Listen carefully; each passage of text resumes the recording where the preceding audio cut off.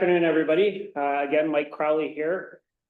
And prior to the meeting, I was asked by our chair, Charles Coleman, and Commissioner, our vice chair, Donna Brown Martin, if I would chair our annual meeting this afternoon. So I am here. I am chairing the meeting.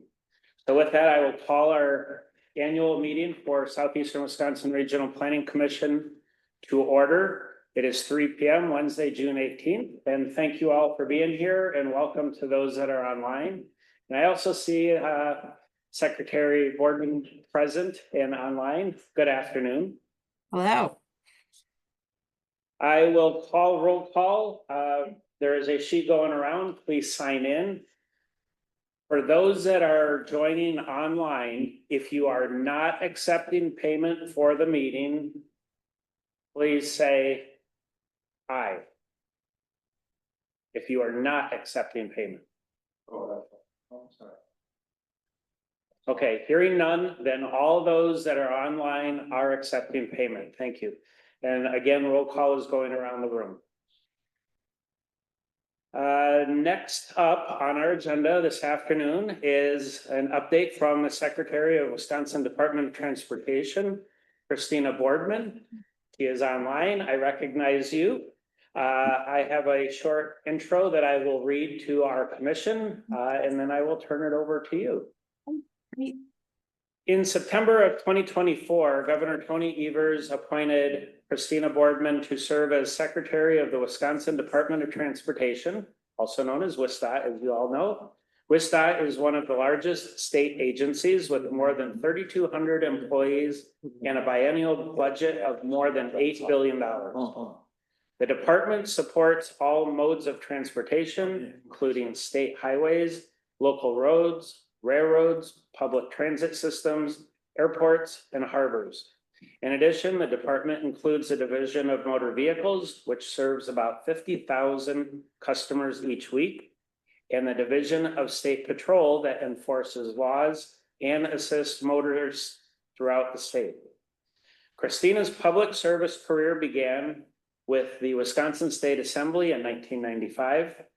She transitioned to WSDOT in 2005 and held previous positions, including Deputy Secretary, DMV Administrator, DMV Deputy Administrator, and the Director of DMV Field Services. Christina enjoys both policy and operations work and especially appreciates the rewarding work of serving the public through the implementation of new programs. Christina plays an active role at the regional and national levels and served as chair of the American Association of Motor Vehicle Administrators International Board of Directors for the 2022-23 federal fiscal year. Christina has a Bachelor of Arts degree in political science from Augustana College in Rock Island, Illinois. And Christina and her husband live in Sun Prairie and have 2 adult children. Quite an impressive background. With that, I will turn it over to Christina Boardman, Secretary of WSDOT, for an update on what's going on in Wisconsin. Welcome. Great. Thank you so much for having me. I'm really pleased to be able to talk to you all as the Sewer PAC annual meeting, and always appreciate the opportunity to talk about transportation, how we're working together, and our priorities for the future. I do have a presentation that I'm going to try and share. Zoom is not my forte, but let me just make sure that I can get this going. Let's see.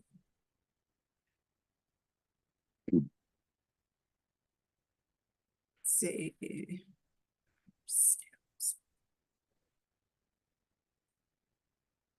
All right, is that happening? Is it like just Hold on.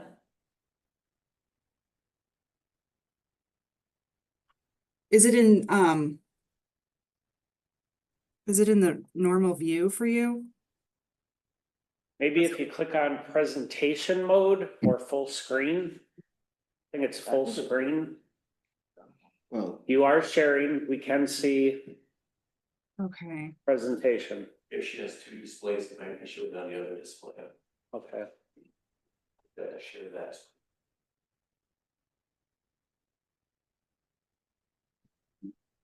Motion to adjourn. I love technology. You love it too. Yeah. Oh, oh my goodness, the secretary didn't hear that. All right. Okay. You know what? This is, yeah, it's getting really goofy on me. So it's not showing the presentation, correct? Well, there, no, on the We left side, can see it. It's in small print. On the left. Well, on the left, it's the small print, but. But we won't read it word for word. Just drop down. try advancing it, yeah. Try advancing.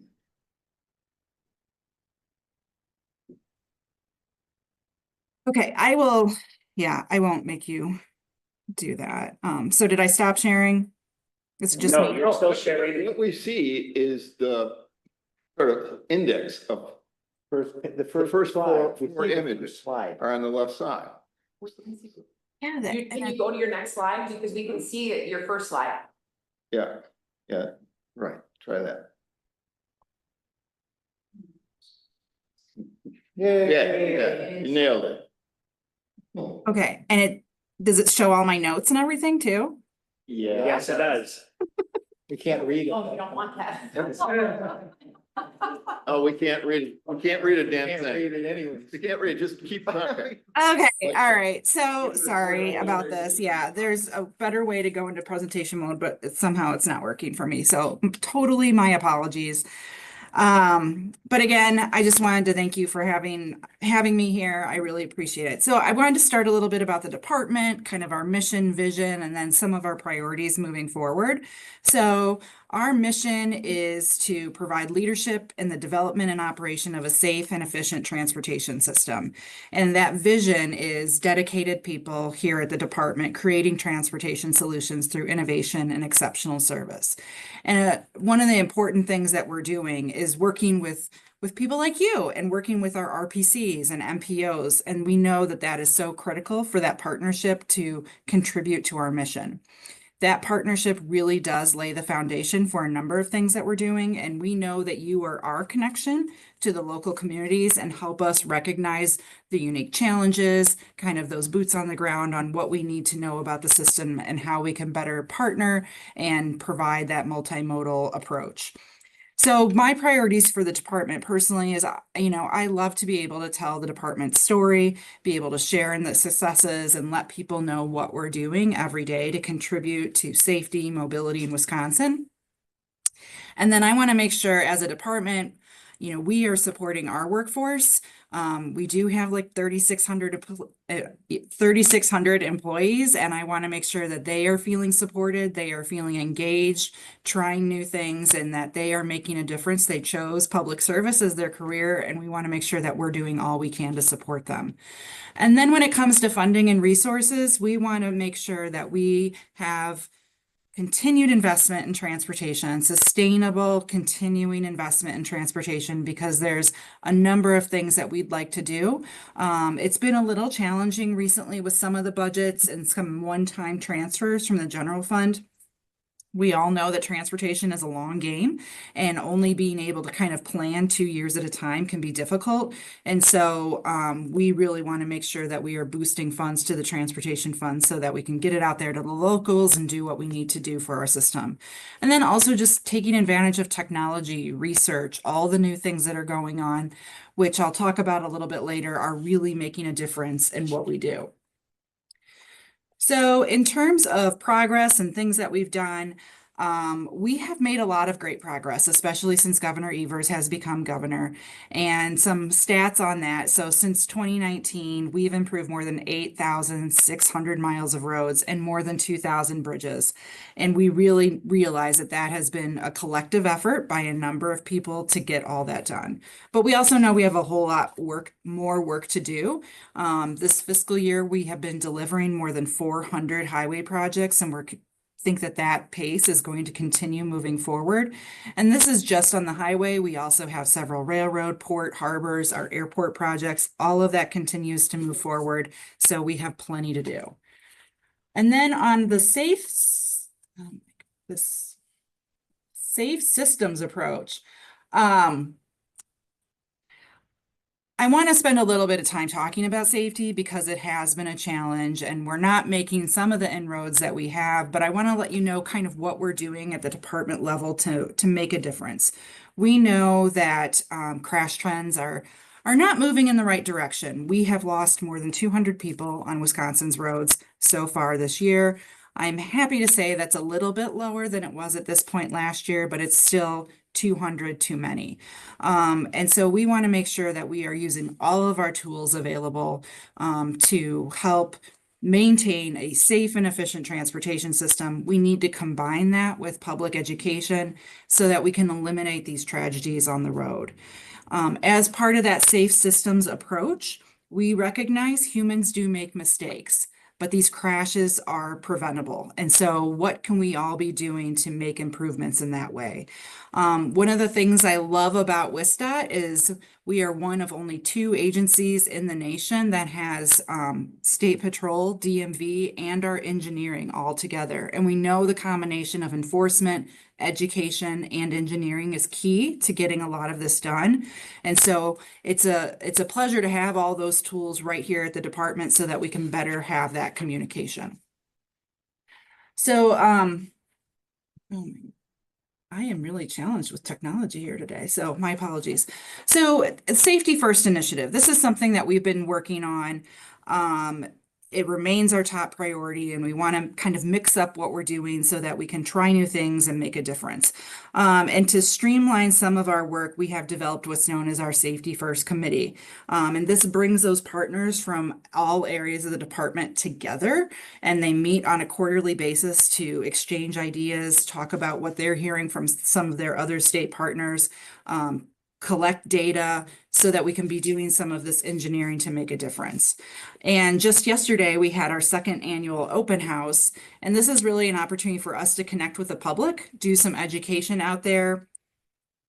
We have a lot of and kids show up. It's great so that they can get some of this education at a young age about safety and all of the tools that we have at the department to make sure people are safe. So whether it's our state patrol and they had canines here and they're showing how they do crash reconstruction, we have research projects that are going on. We have DMV talking about how they test for vision and all those other things. It's really a good opportunity. We feel like that's our something that we need to be doing more often is communicating directly with the public on what we're doing. In terms of research, and some of these projects were highlighted yesterday at our open house, we have used this Safety First group to work directly with our research area, and we're getting those federal dollars for research and making sure that we are prioritizing some of that on these safety related topics. So some things that have recently completed are engineering countermeasures to mitigate reckless driving behavior. I know this reckless driving behavior is especially a problem in the Milwaukee area. Also countermeasures to improve pedestrian visibility, especially when there's tall vehicles. So what are some things that we can do? And then we have a number of other research projects coming up, like work zone inspection reviews, doing an inventory of all of our railroad crossings and what we can do to improve safety there, and also enhanced light crosswalk illumination. So we've been doing several things and bringing additional attention to pedestrians so that they can have a more safe experience out there. And I think some of it is making a difference. A couple other things that we have going on are we are developing a Safety First analytics system. So DOT has lots of data and it's all over in different systems. And so we're very excited about delivering on this Safety Hub, which is a web-based platform that will kind of be pointing to all of our different data systems so that we can see them together in a new light. We're hoping by having a means to bring this together, maybe some things will come to light that we hadn't thought of before when we're putting different data sets together. So that is something that we've been working on for a few months. Also communications. How are we communicating with the public? Sometimes our messages have been a little generic, and so we're trying to shake it up a little bit. We really want to enforce the Zero in Wisconsin brand, and we want to be making some of these messages a little bit more personal, so people are taking notice of their own driving behavior and their responsibilities out there to everyone else on the road.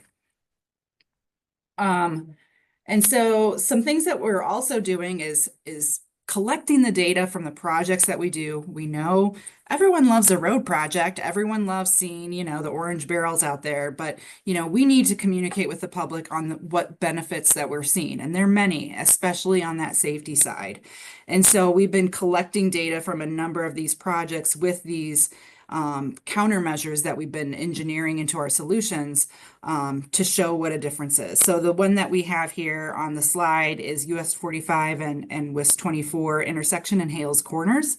So this was a reconstructed road. It added a roundabout. This was completed back in 2019, but we have reduced the accidents there, crashes there. So the crashes used to be about 11 and we had a fatality. And since that roundabout went in, we are at 3 serious crashes, 0 fatalities. And so roundabouts do make a real difference in Wisconsin. We have about 600 of them in the state. And I feel like we've had a long and complex history with roundabouts, but I think people are now more accepting of them, especially when they can see the safety results that are shown. So, it really reduces the number of crashes. It decreases congestion by keeping the traffic moving. There's less vehicle idling. There's lower fuel emissions, and there's less wasted fuel. So we're going to continue looking. There's a saying, when in doubt, roundabout. So we're going to continue looking at that as a solution because it does make a difference out there. Some other engineering countermeasures that we are doing it's known as the DDI, the diverging diamond interchange. I feel like when you look at this on paper, it looks very confusing, but it is actually very intuitive to the driver. We have 5 of these currently in Wisconsin, and we have about 3 more that are anticipated to come online this year. This is a new type of intersection. It increases capacity, it increases safety, it decreases congestion, it minimizes the cost of new infrastructure and the way that it's constructed, and it meets the needs of all road users, whether it's large trucks, it's bicycles, it's pedestrians. And so you may see these a little bit more often through Wisconsin. Again, I can share additional slides, but they're weird to show on the screen, but when you are driving, there really are no other choices but driving the way that you are, and it really kind of guides you through these safe choices. Another thing we're doing is R-cuts. They are kind of like what they say. These two reduce crash potential, particularly for far right side right angle crashes. It simplifies the driving task. You only have to look in one direction when you are making your turn. Has additional space for longer vehicles so that we can accommodate that freight traffic. And they're easily retrofitted. You're not having to acquire new real estate. And it's a low cost when compared to a full interchange. So sometimes this is the right solution for where we're looking to make changes. And then another thing that you may hear about are road diets. So for that normal roadway that you may see 2 lanes in each direction, nothing in the middle, we are kind of putting some of these on road diets. And what that means is that we'll be reduced to 1 lane in one direction, and then what's known as a twiddle or a 2-way left turn lane down the middle. And then that creates some space for pedestrian movement on the side. So some of these urban areas where maybe that area has evolved over time and we're seeing just a lot of traffic, we need to slow it down a little bit to have better safety. We're using this approach and it's been very beneficial where it makes sense. Okay. And then I wanted to touch just on the state transportation budget. So to be honest, we are right in the middle of it right now. The Joint Finance Committee is going through a number of the agencies right now. We have not had transportation brought up. It could be any moment now within the next week or so. But just to give an overview of what our budget looks like and kind of what we're looking for in the budget ahead. So the governor's 5/27 biennial budget request, it would be the fourth budget in a row to increase transportation revenues. And it really allows us to strengthen the programs. Ideally, this is like new ongoing revenue to the program so we can have those long-term plans that we know we can fund in the future. We're very pleased that we've seen an increased level of this. And then this pie chart, because everyone loves a pie chart, it kind of just shows where the spending is happening. You know, that big chunk of it is on state highways. Local programs is getting about 3 billion. We have a minor debt service reserve that's much lower than it's been in the past. And then just DOT state operations that covers all of our motor vehicle staff, state patrol, and just the administrative services of carrying out some of these programs. So that's what it looks like for right now. And then when you think about moving forward and what has been requested in that budget, there's a number of increases in there and they fall across a number of programs. So like state highway rehabilitation, this is sort of the bread and butter of the highways that has been recommended to go up by about 17.8%. And so this is almost another 400 million into that program. That makes sure that our current road system stays at the level it is, and we're not backtracking in terms of deteriorating and needing to do additional repair. So that sort of maintains where we're at. Otherwise, also major highway development. We have a number of major projects going on, and we want to make sure that those are continuing forward and moving on schedule. So the I-41, this is from the Green Bay to Appleton to Green Bay. That has been going on. We're expanding a lane there, significant tourist corridor. Also 94 East-West, we want to make sure that the funding is in there for that segment so that we can get started on that project that many people have been waiting for a while, that really connects the zoo and the Marquette in between there. And then also another major project is 3990-94, which is a 67-mile segment that goes from Madison all the way up to the Dells.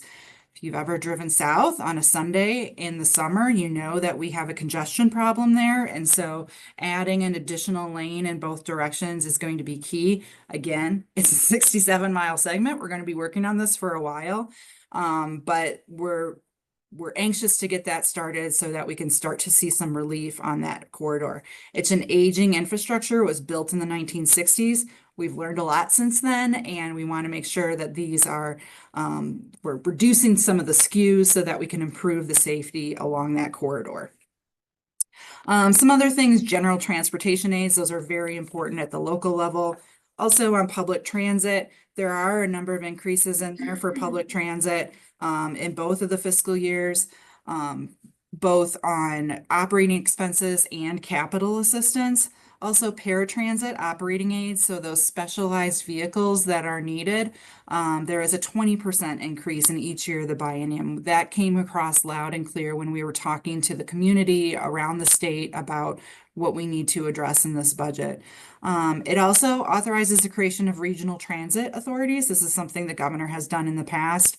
It has not stayed in the budget in the past, but he did go ahead and introduce that again. And then on some of the other modes, rail and harbors, getting some bonding into those programs so that we can continue to make those investments in the harbors. Also the Freight Railroad Preservation Project and passenger rail. We've made such great progress with passenger rail in the last year with the launch of the Borealis service. We just passed the 1-year mark on that. We've had more than 200,000 riders, far exceeding expectations. And we would like to continue that. So that's goes from Chicago to Milwaukee all the way up to the Twin Cities. We'd like to have that run 2 times a day instead of just the one. And we'd like to get the Hiawatha, the Milwaukee to Chicago. Right now it's at 7 times a day. We'd eventually like to get that up to 10. So I'm really putting an emphasis on those connections for passenger rail, using Milwaukee there as the hub.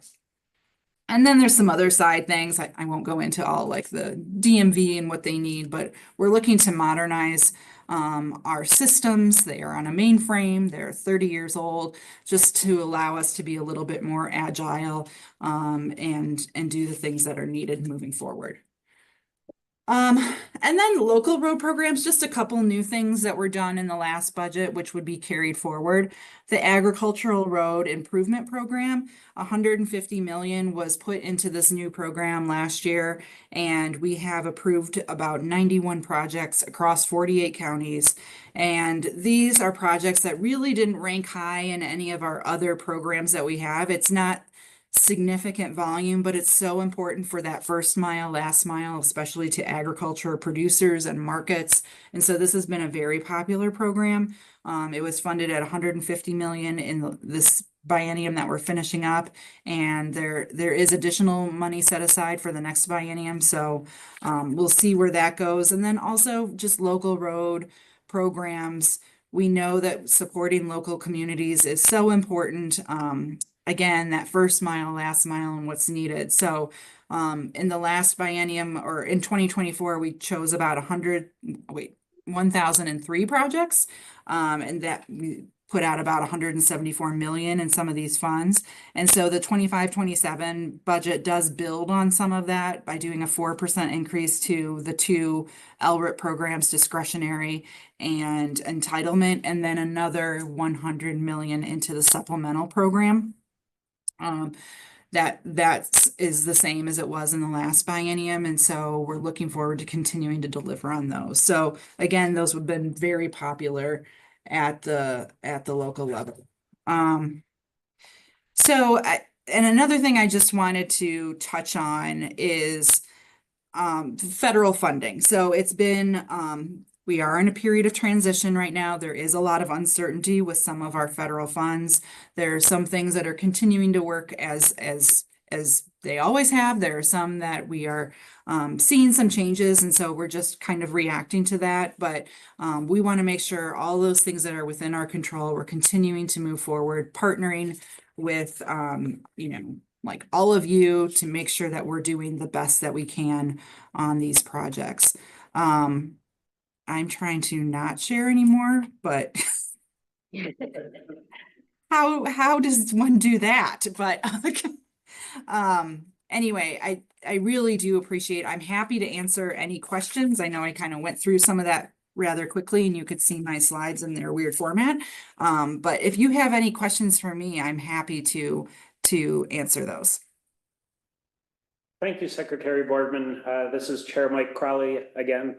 If you'd be able to share those slides, not with the notes, but share the slides with our executive director, and then those can be distributed to our commissioners, as we could not see all the print very well. Absolutely. You did a great job going through the slides, but I think my fellow commissioners would appreciate being able to have that information that you put together.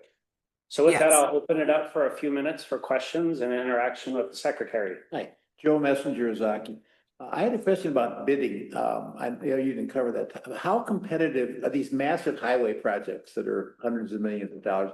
How competitive is that bidding, or what do you do to foster competition?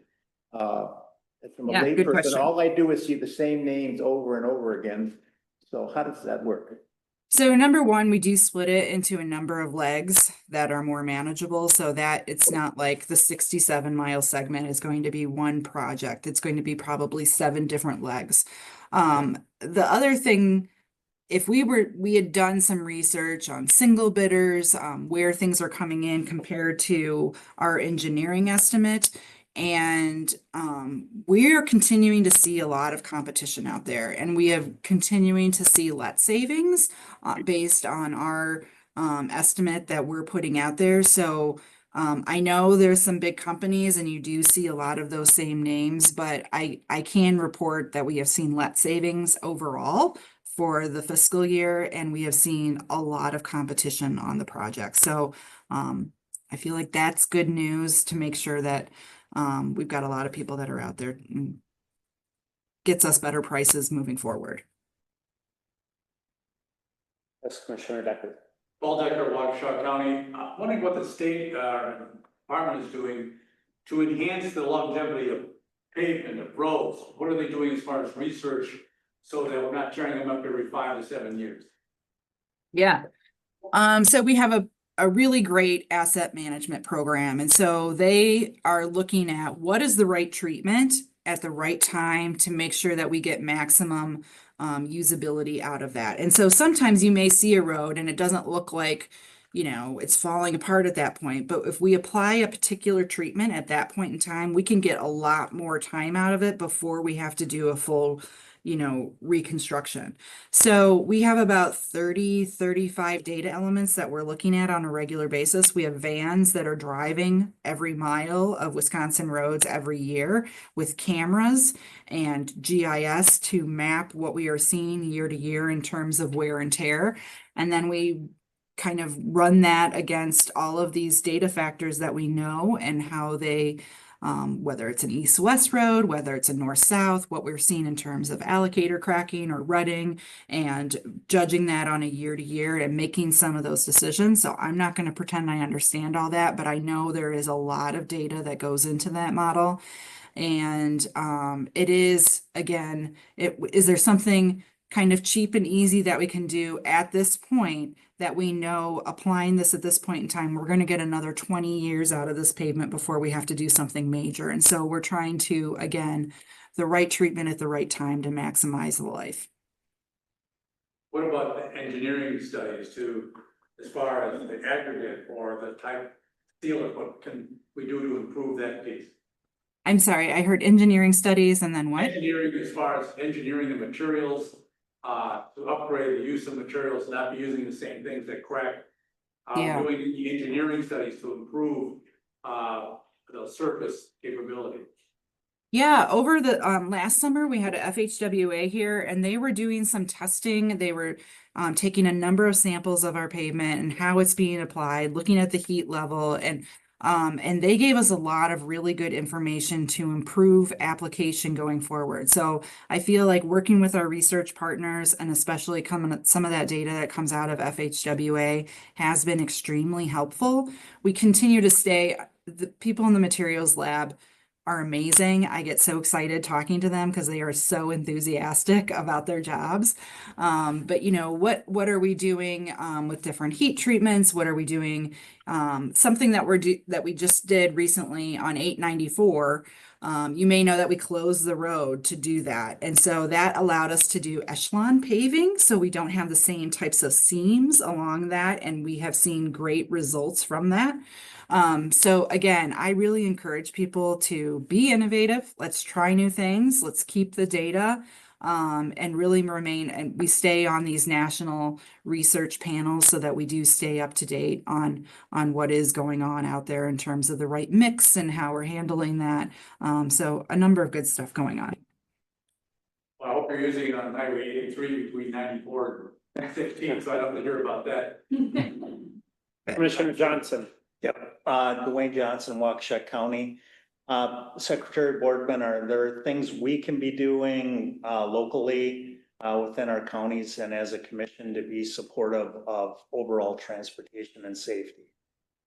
Yes. So I think, you know, if you can be sharing that message that we can't fund transportation 2 years at a time, this is a long game. We know that, you know, some of those incoming revenues are changing. We have a changing fleet that's out there. Is gas tax the right way? Should we be having a fuel agnostic cycle so that we are doing something? So just, we need to make sure that we are protecting that transportation fund. It's being used for the right things and that we have ongoing revenue so that we can carry out these long-term plans. I think that's very important. And then the safety stuff, you know, we can share some additional information, but the data speaks for itself. I know sometimes people are like, well, this is inconvenient. I don't want to do a roundabout. I don't want to slow down through here. But when you see the data in terms of reduced fatalities, reduced crashes, it speaks for itself. And so I just want to, if you can encourage your friends and neighbors to be open to what we're doing, we're not, you know, recommending these treatments just to make them crazy, that there is a method behind this and it's showing to improve safety, and that's got to be our number one priority. Commissioner Young. Thank you, Secretary Bowman, for your presentation and remarks. Comment and a question. My comment is, thank you for your transit section staff. As the transit director in Racine, they have been so responsive during this moment of uncertainty at the federal level. So to have a state partner that answers the phone when you call is something that we deeply appreciate at the municipal level. And my question is, do you have any insights into the budget process as to when that will be approved? I know that there are whispers of even not having a budget, and that's a big concern for, speaking from a transit system operator, for somebody at the local level. So could you speak to what you're hearing in Madison? Sure. It's always a process, isn't it? And we're worried all the time that we're not going to have something by July 1. Obviously, we're not like the federal government. We continue at that same level going forward. They have taken up a number of the agencies, and so they're getting down to some of those big ones like transportation, that sometimes need a little bit more cooperation across the aisle on some things. So I'm remaining hopeful that we're going to see things come together in the next couple weeks. It could be July, not sure. I wish I had we've been told for the last 2 weeks, oh, you're going to be up on Tuesday, you're going to be up on Thursday, and then they notice it and we're not there. But they are making progress. They are behind schedule. But sometimes, a lot of things happen at the last minute. So I'm going to choose to remain optimistic that we're going to get there. Thank you. Well, thank you again, Secretary Boardman, for your time. We appreciate you taking your time today to speak with Sewer PAC and continue to do great work in Madison for us. Thank you. I'll pass along the PowerPoint so you've got it and you can view it properly. So Wonderful. Great. Thank you. Have a great rest of Have a your great day. meeting. Thanks. Thank you. Wonderful. So I'm going to make a chair decision to shift the agenda slightly. We do want to have as many commissioners as possible present to discuss our budget and approve our budget for the next fiscal year. We do have one commissioner that's going to need to leave by 3:50. So we will move that right away to next on our agenda. So with that, review and consideration of the commission's budget for calendar year 2026. And I will turn it over to our executive director to speak about the budget. Good afternoon to you all. I wanted to begin by expressing gratitude to two groups and run through one preview item regarding the budget. So to the first group, that is you, our commissioners, regarding our budget so far in 2026, in formulating it and looking at revenues, you have undertaken conversations as representatives of the region with counties and with members of the public regarding how we are funded, where we spend those funds, our routine programming, and how we allocate revenues for those. So I thank you for the conversations that you have had thus far this year so that we can have a consideration of our proposed budget for 2026. The second group I'd like to acknowledge are the staff here in this room, putting together plans to execute on our 2025 budget and all the while put together the work needed to formulate our 2026 budget. And the succinct proposed budget summary is reflective of a great deal of work from the staff here in this room. So I thank them for that. The overall view you will see, which begins on table 1, and then I will pass this over to Libby, our director of administration, shows that our 2025 adopted budget expenditures were 8.89 million. And that our 2026 proposed budget expenditures are 9.94 million. And that is in large part due to both the increase in revenues and expenditures, our 2026 orthophotography program. And Libby can provide greater detail on that. But I wanted to highlight the change from 2025 expenditures and revenues to 2026 with that anecdote in mind. And with that, I'll turn it to Libby. Thank you. Okay, so with regard to the budget, I want to focus on pages 2 and 3 of the budget document that you received. The remaining pages of the budget document, I didn't take apart pages 2 and 3 and put it into each program area. And the program area is defined as areas of work that our staff participates in.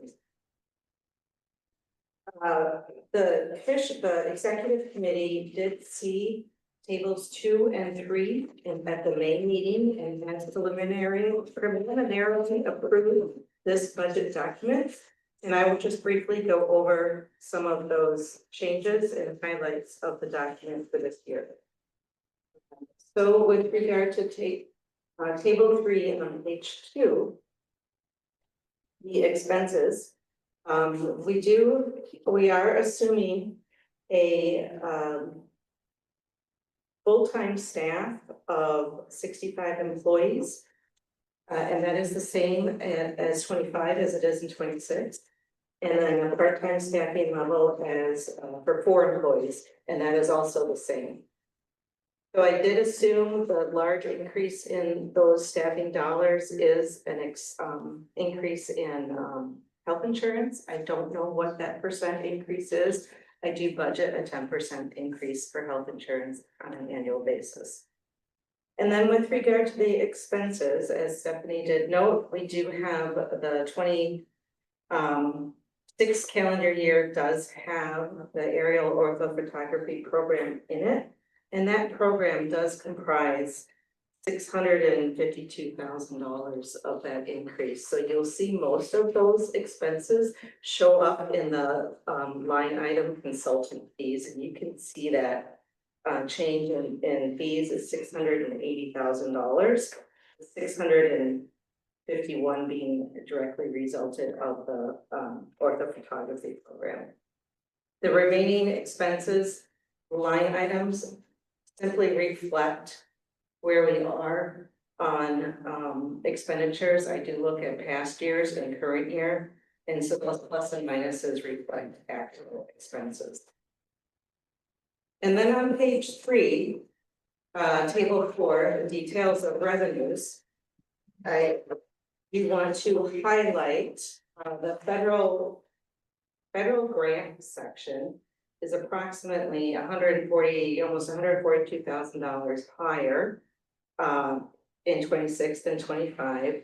Most of that is due to the $200,000 that SCPM highway funds paid for the orthophotography program. The EPA climate change grant is a effort that is running through 2027. And the $106,000, which is $44,000 less than 25, is reflective of the staff effort on that program. The 27 budget will reflect the final year for that, and that budget should approximate about $125,000.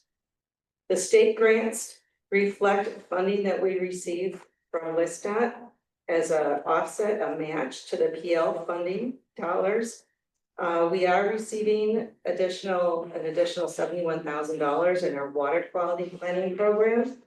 And that is due to the state increasing, the DNR increasing our annual level of funding for our water quality planning and adding an additional $39,000 to allow staff to complete a prospectus on a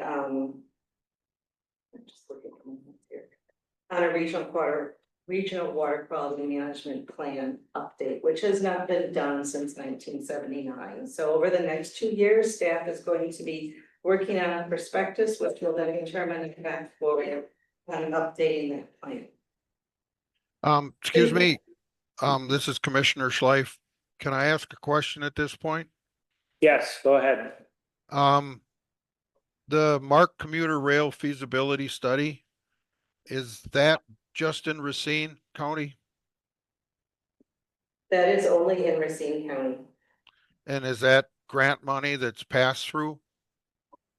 The city of Racine, maybe Commissioner Young, if you want to speak more to this, you certainly did receive a sizable grant to do some sort of study or work related to commuter rail in the Racine area. And that project actually covers what was normally or what was formerly known as the KRM commuter rail corridor, which is Kenosha, Racine, Milwaukee. So it's the same corridor now. MARC stands for Milwaukee Area, Racine, and Kenosha, if I'm correct on that.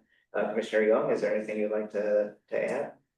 Yes, that study is being led by the city of Racine, but we have a steering committee made up of the cities of Kenosha, Milwaukee, and Racine, and a technical working group that comprises of members from Kenosha County, and outside organizations outside of the three cities. But we want to make sure that it is an inclusive regional effort. Yeah, and then the funding for the commission staff work does come from a contract where the city is paid for by that particular grant that was received by the city. Let's remember the commissioner just has 5 more minutes.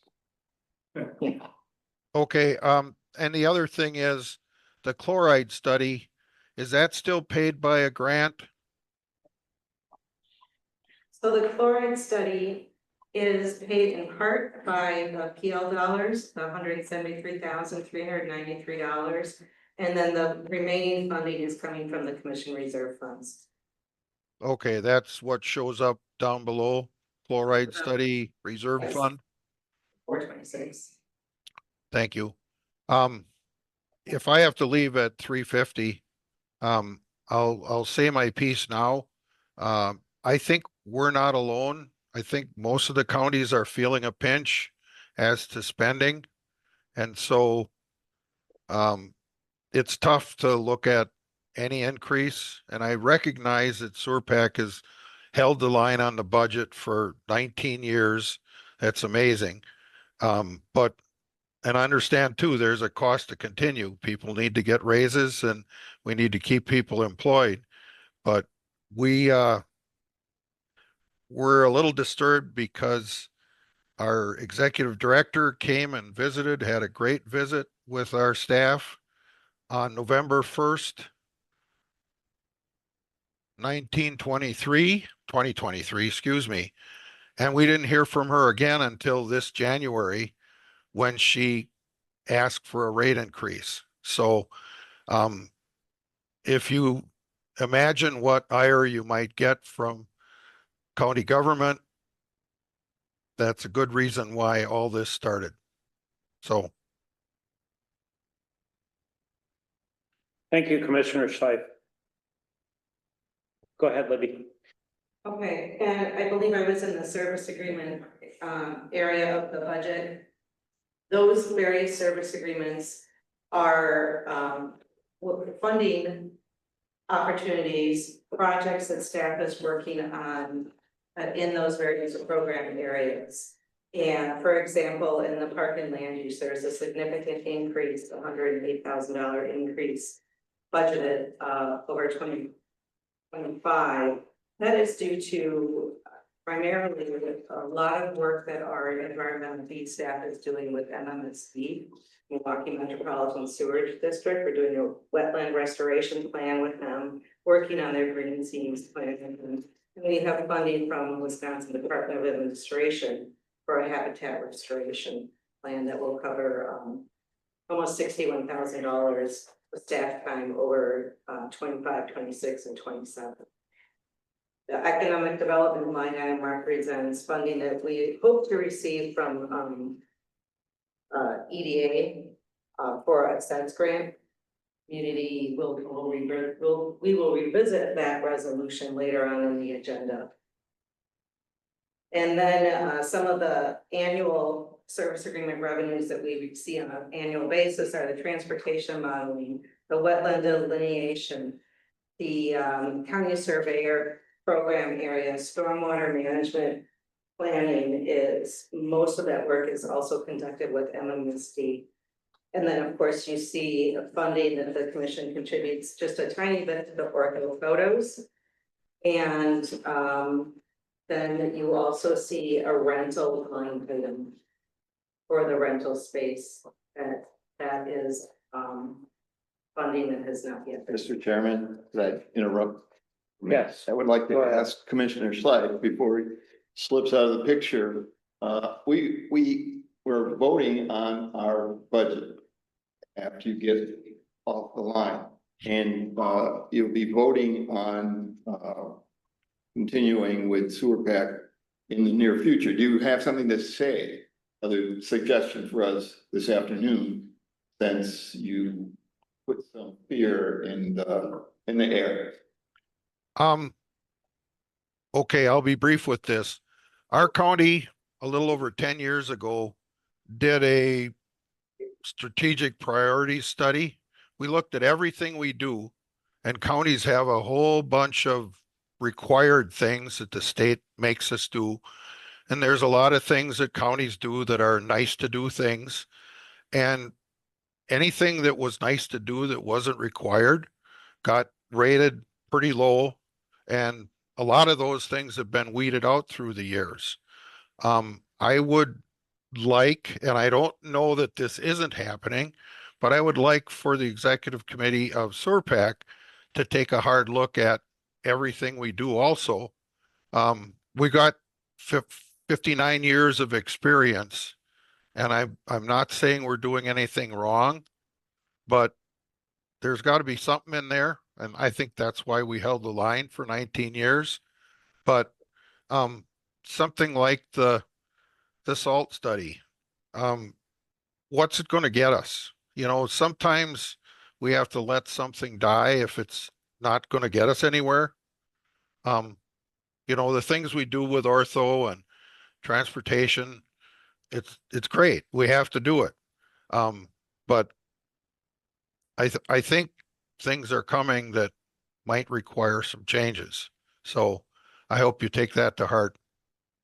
Thank you. Thank you, Commissioner Schleif, and thank you, Commissioner Stroik, for bringing that to our attention.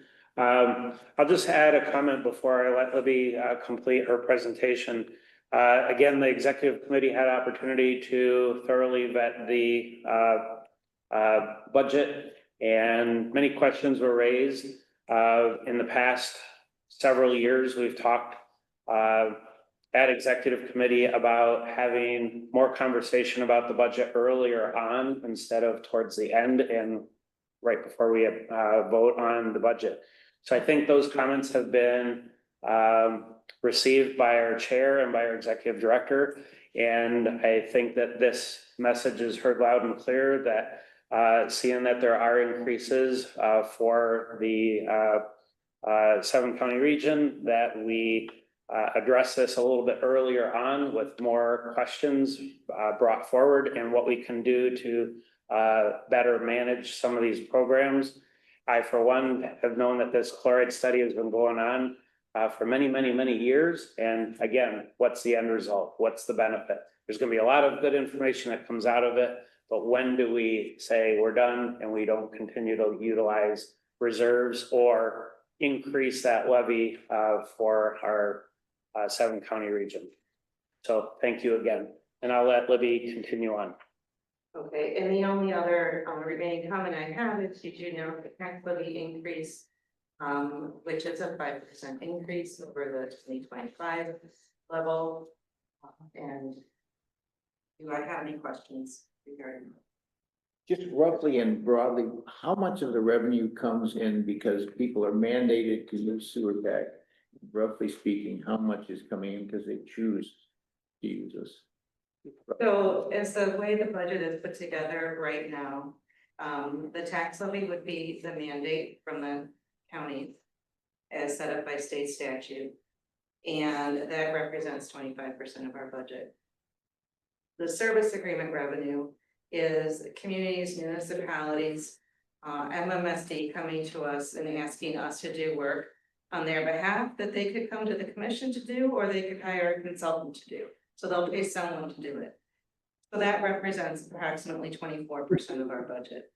The federal government contributes most of that funding, the 4.14 million plus the fluoride study funding does represent our transportation funding to conduct all of our federally required transportation plans that we need to do for the southeastern Wisconsin region. That is 46% of the budget. So roughly 25% is by choice. Thank you. In a future agenda item, we're going to discuss the strategic plan. And I have a caution. One side is financial, the other comments. So if we can pull that out, but I'll do the financial thing now in the consent agenda. I'd like to discuss this strategy, but in that item, there's a lot of, I'll say, feel good, healthy food, conservation of energy at our facility, seed bank. And my question is, are any of those things anticipated, or is anything in the strategic plan budgeted for? The budget does not contain any of those strategic plan items. The budget contains revenues and expenses set against the work efforts as outlined in these line items. These line items on the budget do not have. Okay, so I just would like to pull strategy out of the consent agenda if I could. We don't have the strategy in the consent agenda this afternoon. The consent Consent agenda. agenda is just planning and research committee and executive committee. Yeah, but the reports. executive committee has strategy as part of its committee report. Yes, So, but that had already happened. So there's no discussion, it's just your but it's sharing. coming before us now for final approval of what the executive committee did. Right? Correct. So Yes. hence, I'll either talk about it under that before the consent agenda, or ask that it be removed from the consent agenda for a separate discussion. So we'll address that when we get to agenda item number 10.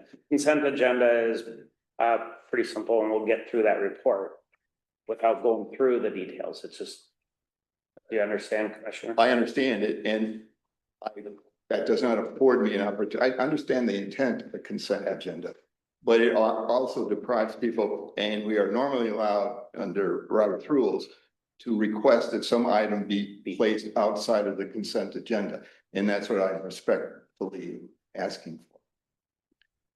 From my understanding, it's just a report. So we're not looking for approval for a specific item in the report. You're looking for approval of the report. At the end of the consent agenda, or when executive committee is a separate, somebody makes a motion to approve it.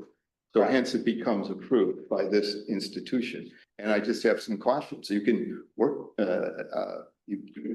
yeah. We spent more time than I was gonna spend talking about it. Commissioner Crowell, Yes. question. What has changed since the tax base increase we voted on as a commission at the last quarterly meeting?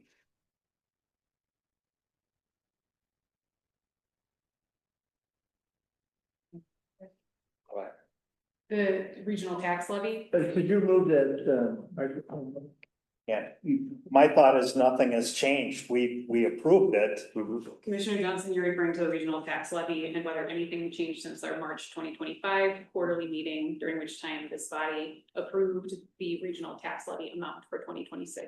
Correct. So no, nothing has changed in the regional tax levy amount since this body approved it in March of 2025. Thank you. Okay, thank you. Go ahead, Libby. I report.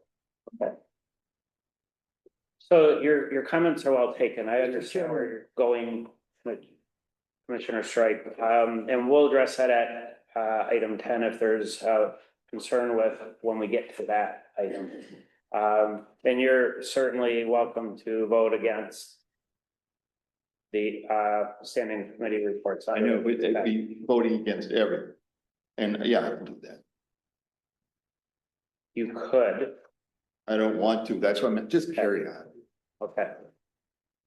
So with that, again, the executive committee has approved the fiscal 26 budget. You have that presented before you. Again, comments are well taken and the concern is well received that we need to talk about this earlier on in the budget. We developed this budget. And so I'm seeking a motion to approve the fiscal year 26 budget as presented.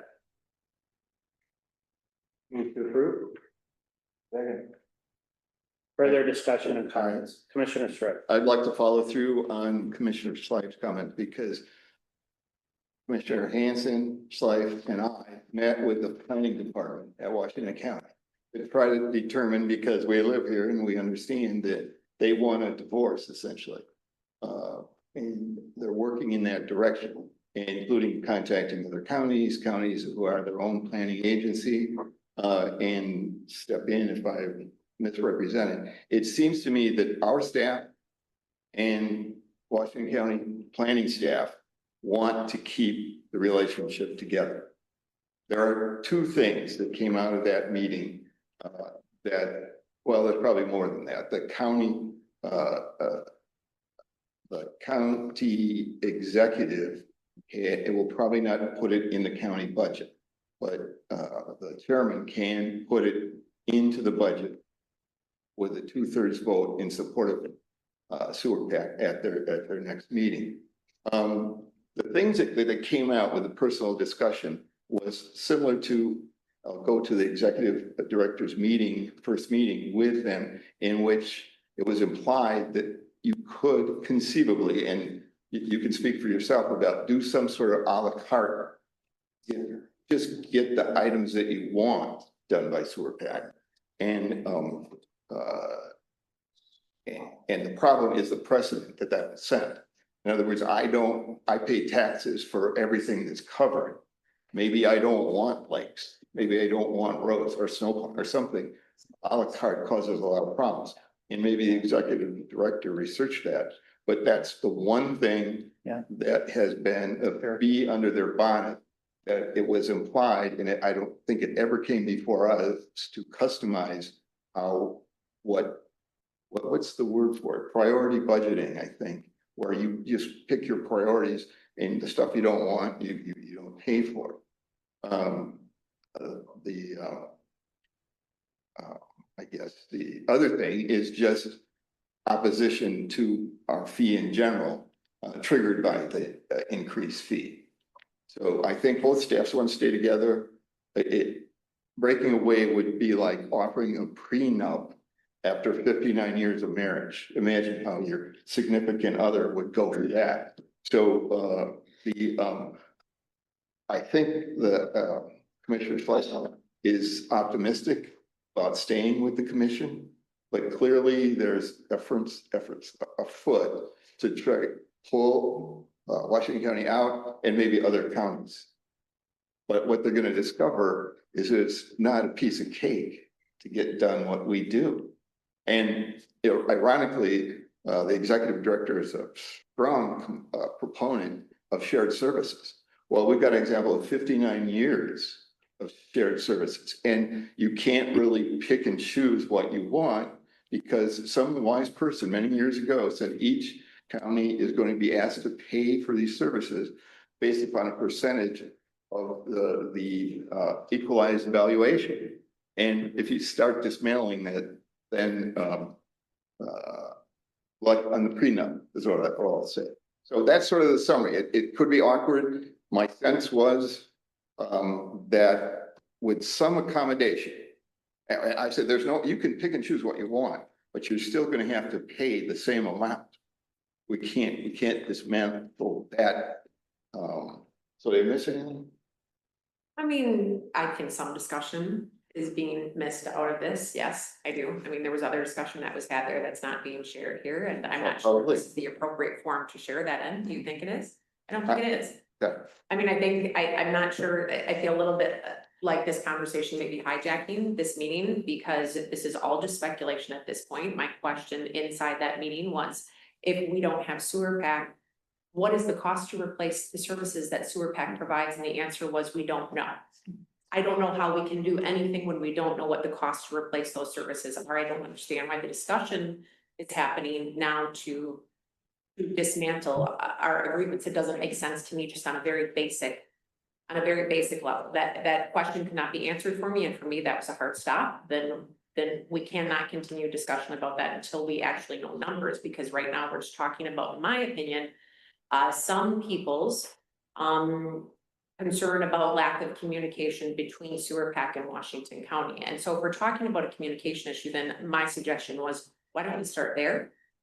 On improving communication with the county executive, his staff and Sewer Pack staff, start a dialogue versus start a divorce. I'm confused, I guess, as to why we started on the backside. So I think some of that dialogue is missing from the conversation. But again, I feel like I'm not sure this is the correct forum to have this conversation at this annual meeting. Maybe I'm wrong.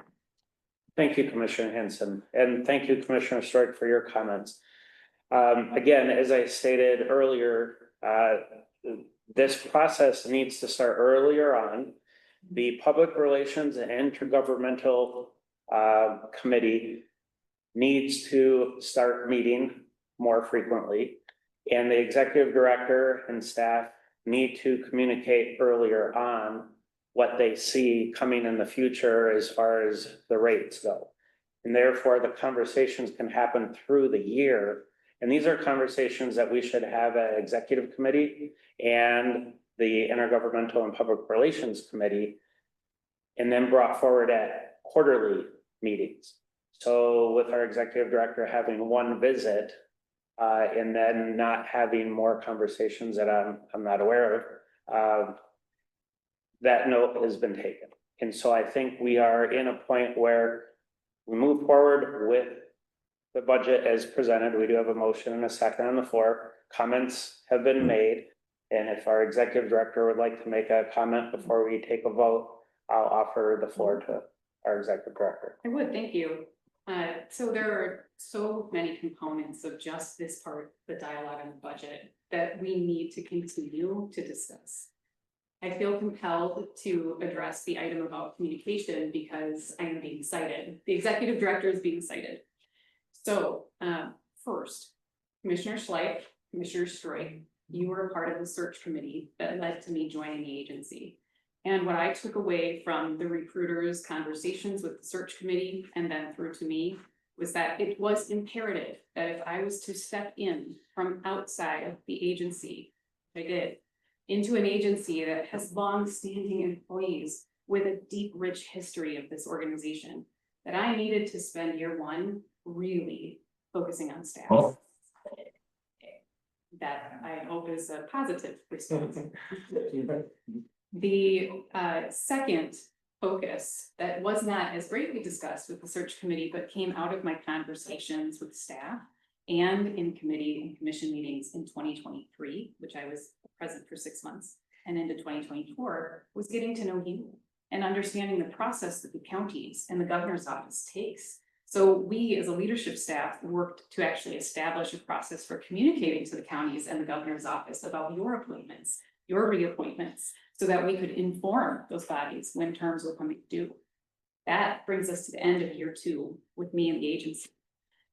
The commissioners, you are the representatives of the counties and of the state for us, representing regional planning. So I turn to you first to understand what the counties may need for and from the agency.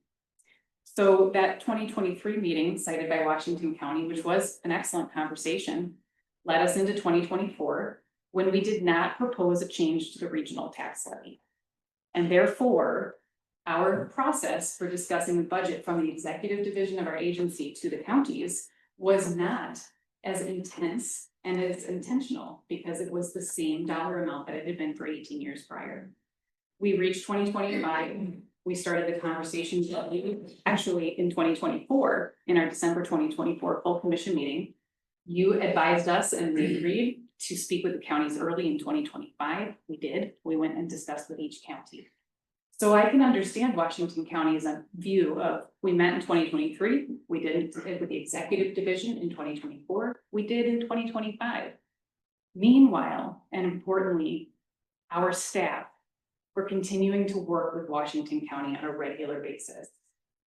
And it's becoming ever more so that our agency is relying on all employees to have face time and contact with our counties, not just the executive division, which was a past practice. So these are all of the components swirling around that dialogue, and I do think that those are important to highlight for you. Thank you, Commissioner Johnson.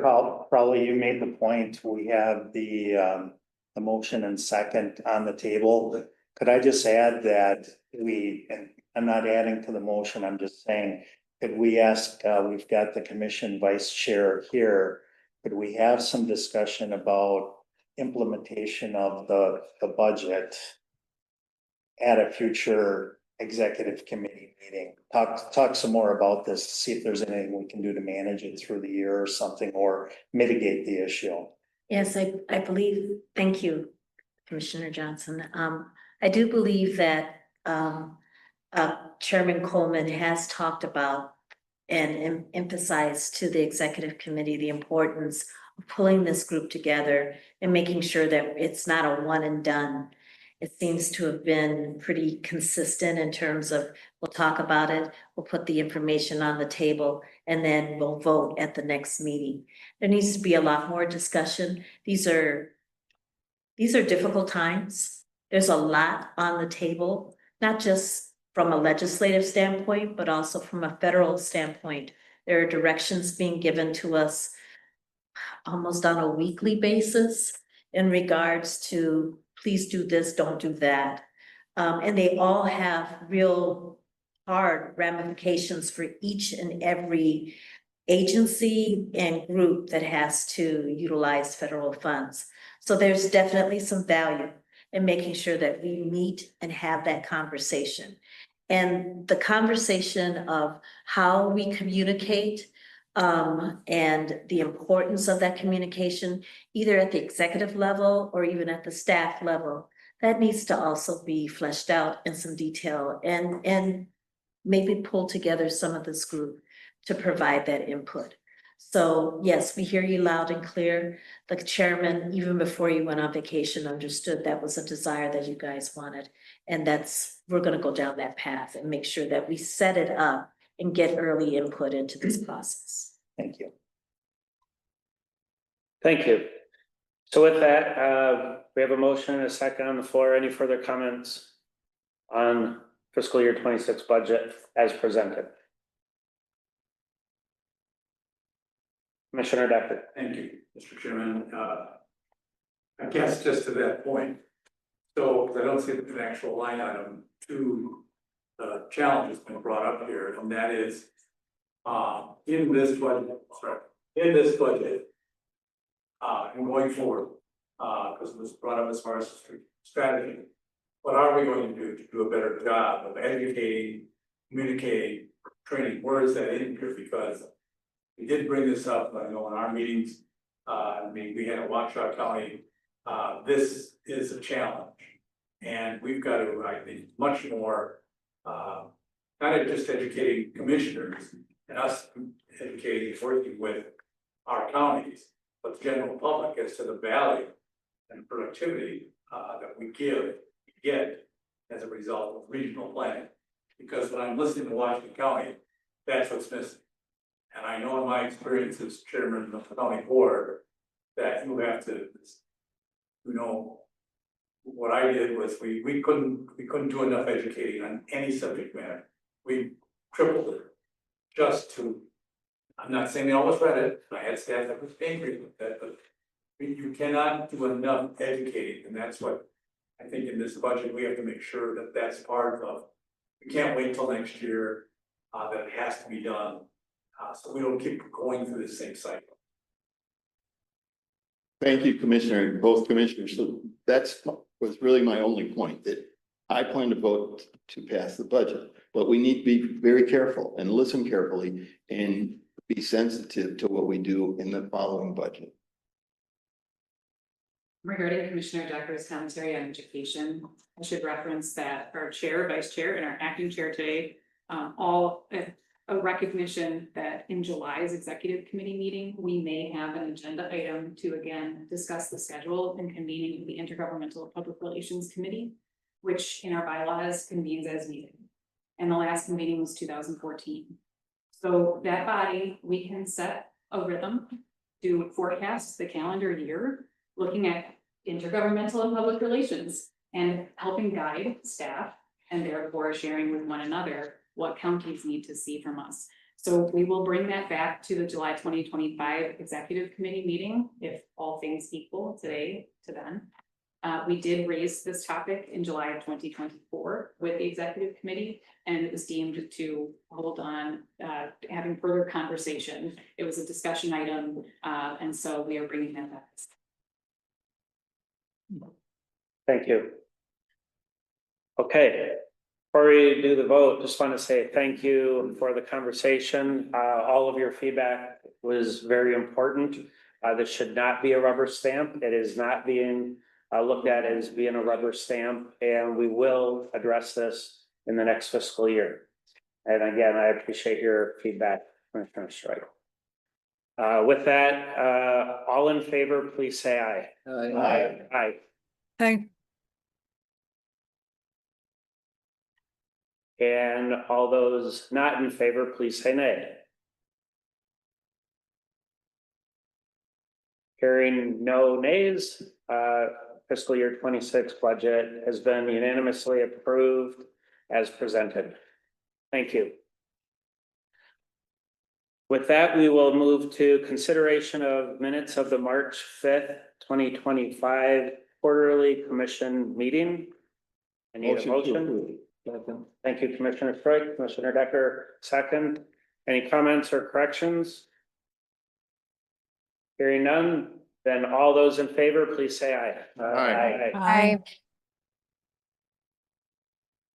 Opposed? Hearing none, then meeting minutes have been unanimously approved. Next up is our consent agenda. This is something new to the commission. It is meant to help speed the process up. Many of you in elected positions are familiar with consent agenda. What that means is that they've been voted on unanimously in committee meetings, and that the material that is in them are not in question, but they were voted on unanimously. And so we have two standing committee reports that typically the chair of those standing committees would read through word for the record, the work that had been done and approved in those committee meetings. So with that, we have only added 2 items to our consent agenda today. It'll probably save us 5-7 minutes. And so I would need a motion. Thanks for saying that. The strategically was not unanimous. I specifically voted against it, and I would like to share it. That's the problem with the consent agenda, is that things can get there. I think it's important this group understand my observations, but you're running the meeting. So let's pull that out really quick. So Commissioner Strike has asked for a specific item on the executive committee, correct? Correct. And that is item. Is that on the meeting minutes? It's May 15th meeting. I'm looking for the specific item. Do you see it? On the strategy? Oh, I'm sorry. Item 1. At the April meeting, the committee also took the following action. Discuss results of strategy external facilitation. And then beyond that, what is the item that you are concerned with? Both that and item 4, review the CI design meeting guide and renewed and approved the strategy. Correct. So there is no vote that's showing that on this report. So I am taking your concern and stating that because it's not on this report, you're not approving this report. The minutes from the executive committee would be where there would be concern. So all you're doing is approving the report. The report for the meeting minutes at that following executive committee is where that would have been a concern. Does that make sense? Now turn to Commissioner Decker. Commissioner Decker is a former county board chair. Do you feel I'm correct in doing this? And I'm trying to accommodate your concerns, Commissioner Strike, but Commissioner Decker. You can pull out a, item for discussion. Would you limit that discussion, to exactly what was said or not said in the community? And, it can be discussed, or at that point, take it out, and you can approve the committee report without that item. If it's a specific item. Okay. So we do have that specific item, which is item number 4. So Commissioner Strike, you'd like to pull executive committee report out. And item 4. At the May meeting, reviewed the CI design messaging guide and reviewed and approved the strategy. And as we know, there was not a unanimous approval at the executive committee on that specific item. So therefore, when we vote on this, you will not be voting in favor of your report. So I can just object to that, not object, but vote nay for that. Correct. Yeah, as a point of reference, he can object to that. Mhm. That should be noted then in the minutes, and can still vote for the rest of this instead of it. Okay. We're pulling that out. Point of reference. You don't want that voted on. Or is that just noted? No, it would be noted. Okay. You vote on. So you still vote unanimous if we vote on the executive committee report in the consent agenda, You know it is. but we note that your objection for item 4. But it's also item 1 on the previous meeting. Correct. That was discussed results. There was no vote to that. Okay, so that has been done. That has been pulled. Therefore, I would look for a motion to approve on this consent agenda, those two with item 4 duly noted. Your dissent. I'd make that motion to approve the minutes of the 2 meetings, excluding item number 4 on the executive committee meeting. Excluding dissent by Commissioner. Yeah. You just note that. Noting Note the Noting objection. that. noting the objection. Thank you. Is there a second? Second. Thank you, Commissioner Brown. Any further comment? Hearing none, then all in favor, please say aye. Aye. Aye.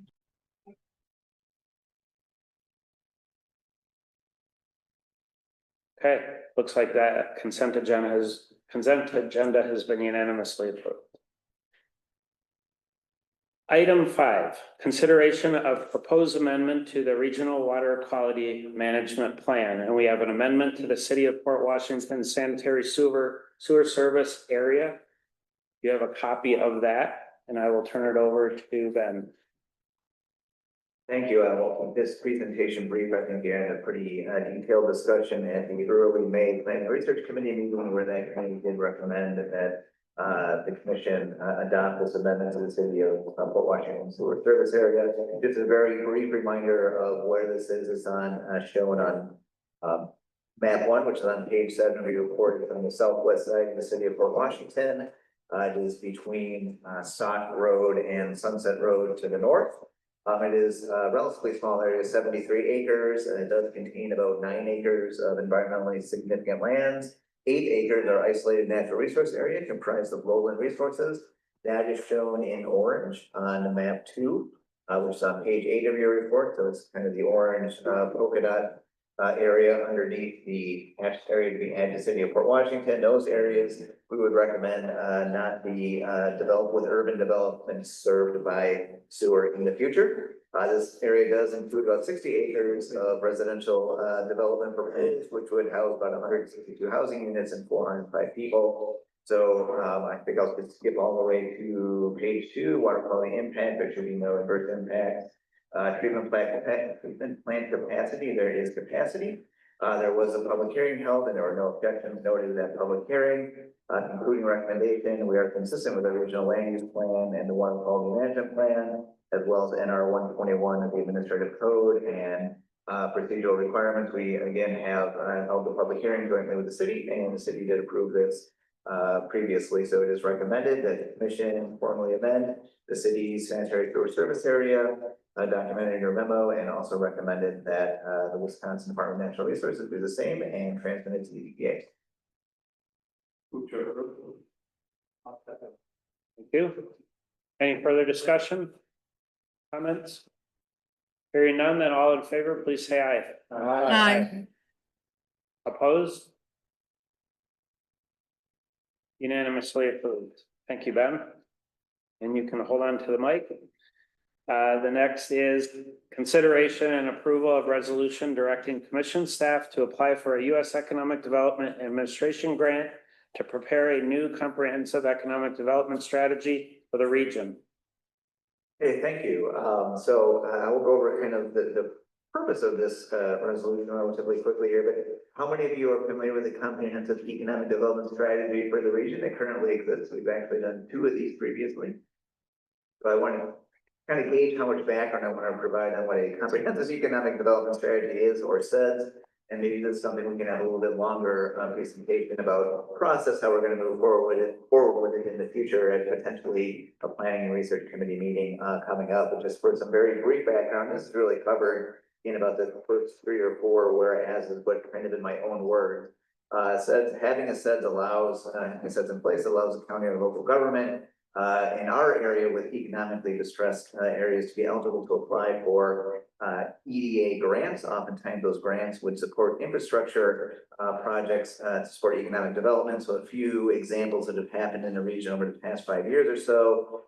Again, City of Port Washington got a grant to do water plant upgrades. There's an Elam property in the city of Milwaukee, which is basically in Menominee Valley, directly underneath the high-rise bridge, where they got a whole communities grant from the EDA to clean some formal coal piles up and as well extend streets to better serve that property for future development. And as well, the Lapham Peak Visitor Center in Waukesha County got kind of a special related or tourism related grant from EDA. So just a few examples how communities and counties have applied for grants in our region under these programs in the past. Just like any other plan, it contains things like goals, strategies, actions, as well as specific projects identified by our economic development offices or organizations across the 7 counties. That is important. One of the things that a community or county needs to do in their project-based grant applications is to make some sort of connection to that SEDS. So the best way to make that connection is if the specific project is actually listed in the SEDS. And other ways to make that connection is are those goals, strategies, and actions. We have tended to try to make them a pretty broad umbrella to make sure that our communities and counties, when they're faced with an opportunity to apply for a grant, if they want to, if they wish to, can make some sort of connection to our SEDS. And we work very closely with the Milwaukee 7, as well as our regional economic partnership, which again includes representation from all those county economic development organizations. And much of the kind of goal, strategy, action information in the SEDS is really based on M7 strategic planning and their efforts to identify things like key industry clusters. So we work extremely closely with M7. We have for the past 2 generations of this particular plan, and we would, again, if we move forward. Just a couple of the items in background. We do need to incorporate investment priorities of the EDA. They're relatively similar to this time around compared to the last 2 editions. They focus on critical infrastructure, workforce development, innovation, entrepreneurship, economic recovery, resilience, and manufacturing. These plans must be updated every 5 years for our counties and communities to remain eligible to apply for project grants. And we have received support letters from all 7 counties to include in our grant submittal package, which brings me, I think, maybe to the bottom of the first page in the second resolve, which gets to the heart of what this resolution is asking for. So it is essentially allowing the Leader Director of Administration to submit the required forms to request a $60,000 grant in EDA short-term planning to help fund the development of this plan. And then the second resolved, I'm sorry, the third resolve, the first resolve fully on the second page, that notes that we would provide a $60,000 match in that grant. And this resolution does need to be included in our application with EDA, which I have spoken with our EDA representative, and essentially we have a few minor changes to make to our information, but he thinks we're very close to being able to submit, so hopefully we do that later this month or next month. I didn't quite get what our role was. I mean, 60,000 doesn't seem like much. Are we the lead in this? Or is M7 the lead or? We would be the lead in this, working very closely with M7. And again, we take a lot of their strategic planning information and incorporate it into the sets, yes. I've seen a lot of plans. It's kind of a big deal. It is, and this, so I can actually have an example of what our current sets looks like. So we, made it a relatively, compared to other types of documents that we do, a relatively slim document, and the total project cost would be $120,000. So it'd be $60,000 EDA grant and then our $60,000 match. This strikes me as just repeating what is being done on the local levels. This seems to me to be checking off a box to make us eligible because of a federal rule. Is that basically what we're trying to do? Yeah, I think so. Certainly, I think that we are definitely checking off the box to make county and local government eligible to apply for those grants. That is a federal rule, a requirement of the EDA. And I think one way to look at it too is, yes, we are collecting a lot of information that's being done at the local level. And I think what the nice thing about this document, particularly when we work with those economic development offices, not just county offices, but we also work with the, their city or even village offices. We'll work with those offices and we gather all the kind of scope of the projects they're doing, and we actually put them in one umbrella document. So I think it is a good document in that way to kind of gather and acknowledge all the work that's being done in the region. Thank you, Ben. And I'd just like to point out that this is reflected in the 2026 budget that we just approved under the Economic Development Program, $120,000. So with that. Yeah, I wanted to address because it's a great question on it. And it goes back to what we were just talking about. This is the type of program that working with villages, cities, as well as the counties, that the more we can involve other planning commissions, combined planning commissions, they're doing this in Kenosha, we can do this in West Bend. That's the type of thing that SewerPAC can be a big part of. That type of education, that type of communication can take care of some of the issues we were talking about earlier. Have somebody worked on with this years ago on a village planning commission, and obviously at the county level. This strikes a great balance, and it does a little bit more than, I can tell you Waukesha County, 8 years ago, we had a problem with the M7. And it was what we took out of SewerPAC that we really addressed how we can be a better, more integrated model of M7 by utilizing SewerPAC better. And it gives the, I don't want to say Lester, but other counties more of a say-so when you do this together as a commission as well as M7. So it's not dominated by one, because it was big M, small 7 for small 6 for a long time. And we had to really kind of bust through that, and we utilized SewerPAC as part of that. And this program really helped. And it juiced up our economic development, not just in Waukesha County, but throughout the region, and not just in a few counties.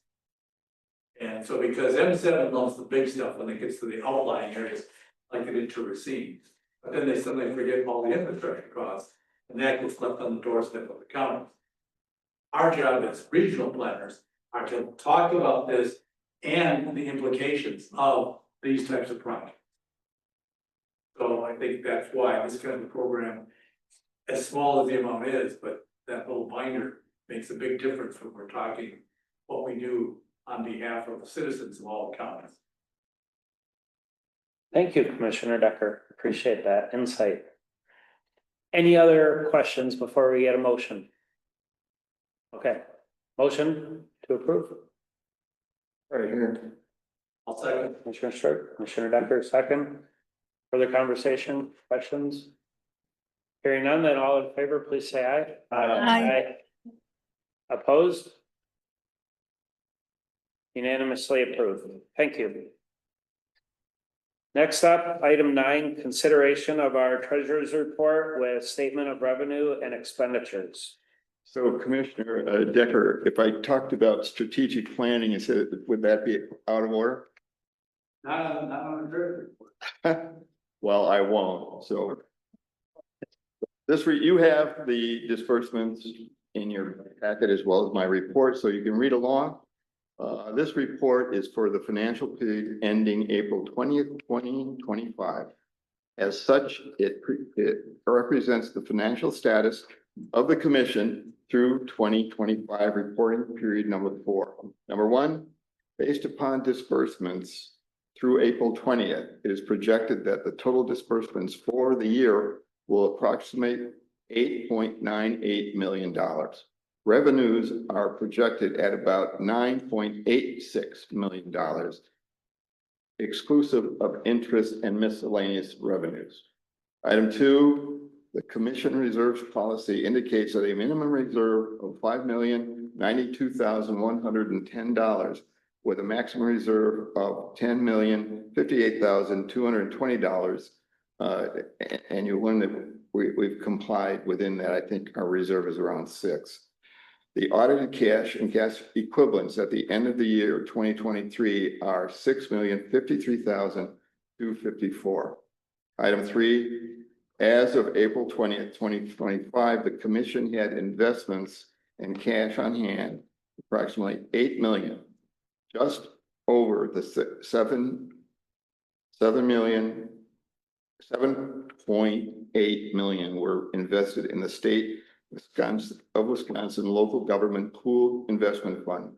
As of April 20th, 2025, that fund was yielding 4.39% interest. Other funds are held in savings, checking, and certificate of deposit accounts at several banks. That's my report, Mr. Chairman. Thank you. If there are any questions.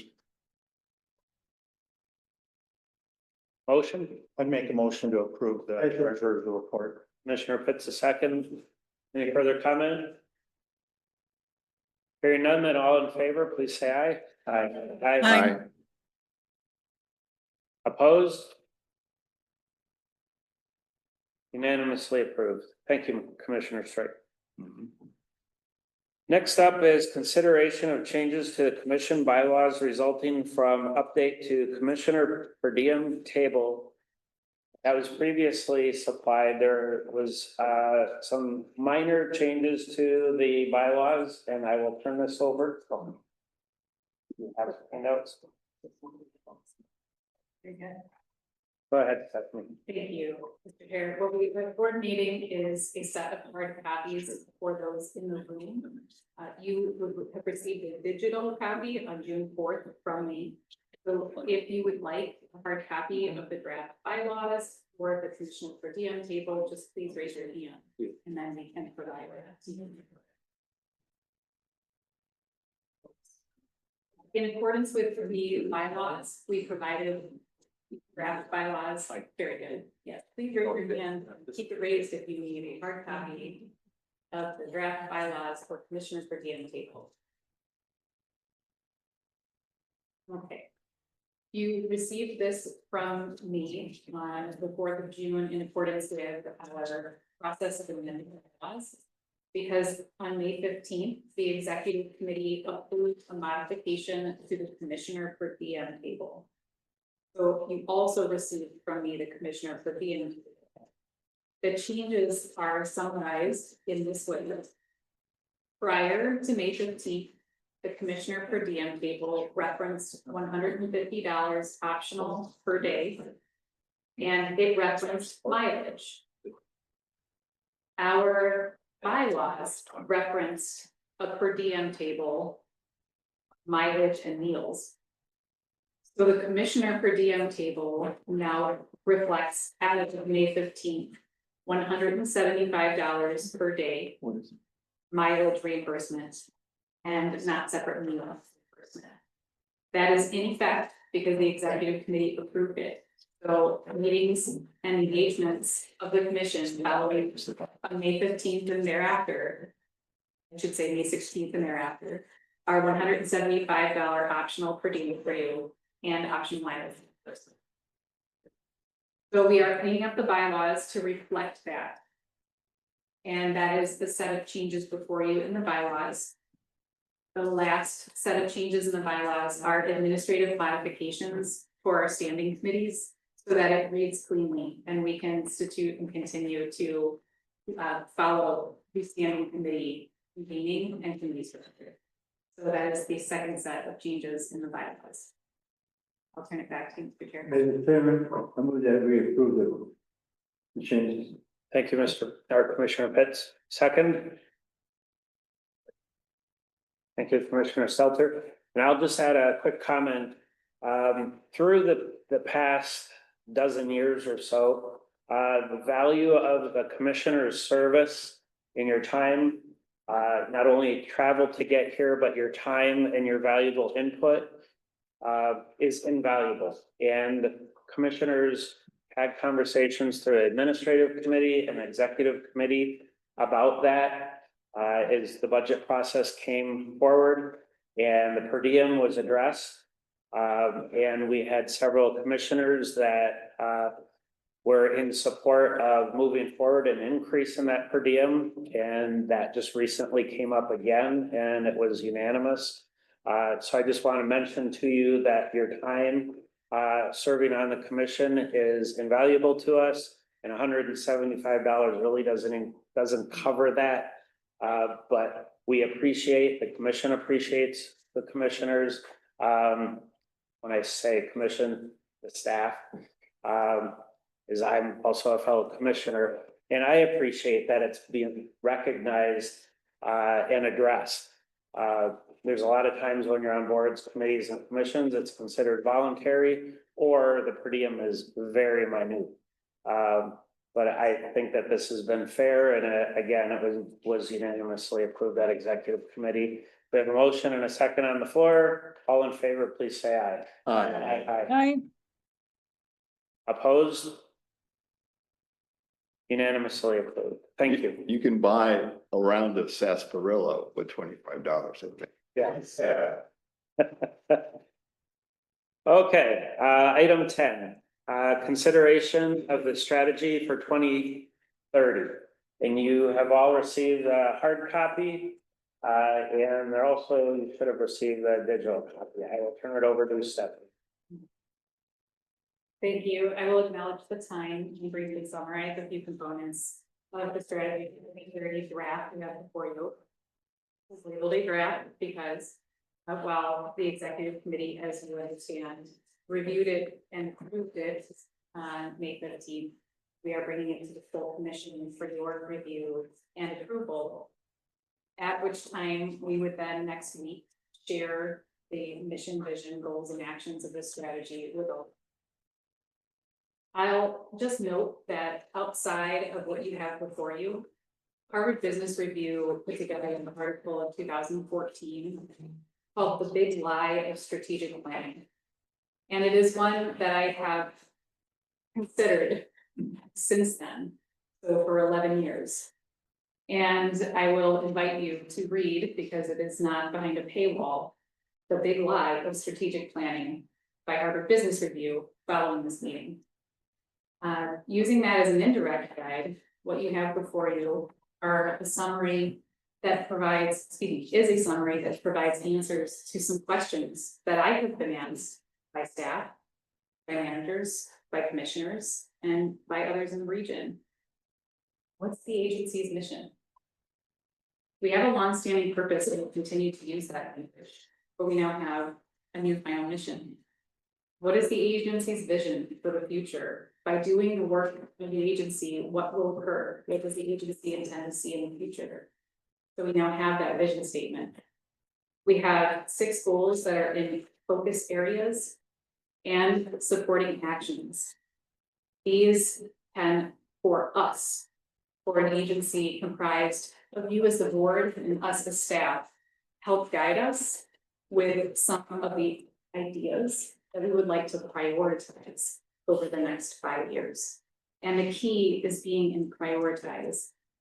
The agency has undertaken incredible work over the last 60 years. We have continued celebrations to make for that. And in the next 5, there are just some areas where we may already be doing this work. We may already be working toward these goals, but we want to be sure we're stating for one another that they're priorities for us. And that's what this is before you, for your consideration, so that if approved, we can take this to our staff next week and share the mission, vision, goals, and actions for 2030. Thank you. Comments? Does this embrace the image guidelines? Or is it only the strategic, does it? Just point out, could you pass this?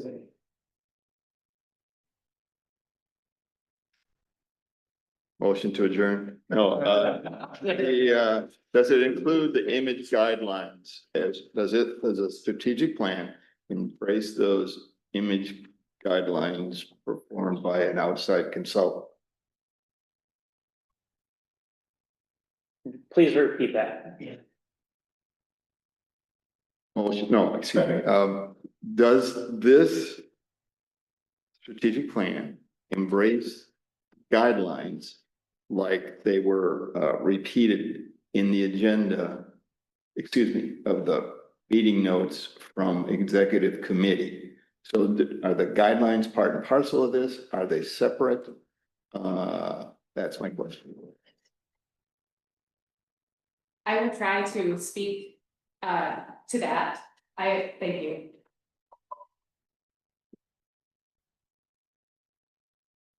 This draft is what the executive committee reviewed and approved with a word change that was noted by the executive. Does that answer your question, Mr. Strike? No, I don't understand why I can't get a direct answer about there were guidelines developed by an image consultant. Are they implied to be embraced in this document? Yes. I understand, and yes. You understand it? It embraces all that stuff. We still need to I don't know a lot about some of the topics, but I worked in strategic planning for a long time, and I don't think it's ready for approval. I don't think I didn't realize this was gonna be final, but some of the objectives you could measure, but it's very important that you be able to measure what's going on. And a lot of these are very abstract. I mean, one that works is where you say, create publicly accessible tools, and then you list 3 or 4 things you can measure that. And you can't measure every objective, but most of these are pretty abstract, and I think it'd be hard pressed to say, are you accomplishing them or aren't you accomplishing them? That's one comment. The other one is, I was at a meeting, I heard the chair say that we were gonna take language out of our documents that were no longer approved by the federal government. And for example, the word diversity is in here. Now, I mean, I only know what I've read in the paper, which is that hospitals and schools are taking these words out. And I think it was, whatever meeting it was at, the chair, the response, when the chair made that comment, I think somebody from the commission staff was going to a meeting where they were gonna review what language to use. So that's another comment. This hasn't been scrubbed of language that could keep us from getting federal funding. That's my lay understanding. And then on communication, it talks about informing communities. I think it's important that we inform the state because they're also a source of funding. And I mean, we had the whole discussion about informing. We were having earlier about keeping the counties involved. That lends itself very easily to concrete objectives. In other words, reaching out to people is very measurable. How often, what happens to the response, what do you do with it? So I mean, personally, I don't think this is ready to be approved. That's just my opinion, and Commissioner Strike? Sure. I want to point out that the scrubbing and such, I had comments, other people at executive committee had comments, but nothing could be changed so that it could be ready for approval at this meeting. So it was after a year and a half of waiting, hastily, we had to push this through so it could be approved here. It is not supported by a majority of the staff. It still carries many items inappropriate to strategic planning, yeah. And as I reported earlier, we have not budgeted for any of those items. It goes out to 30, so that may be irrelevant, but I got to say my piece. Thank I you. forgot to mention the thing about the seeds. I forget what the reference. Seed bank. Seed bank. Yeah, I thought that was outside the scope of what the commission does, and there's plenty of other ways as this could be accomplished, so I do add in that.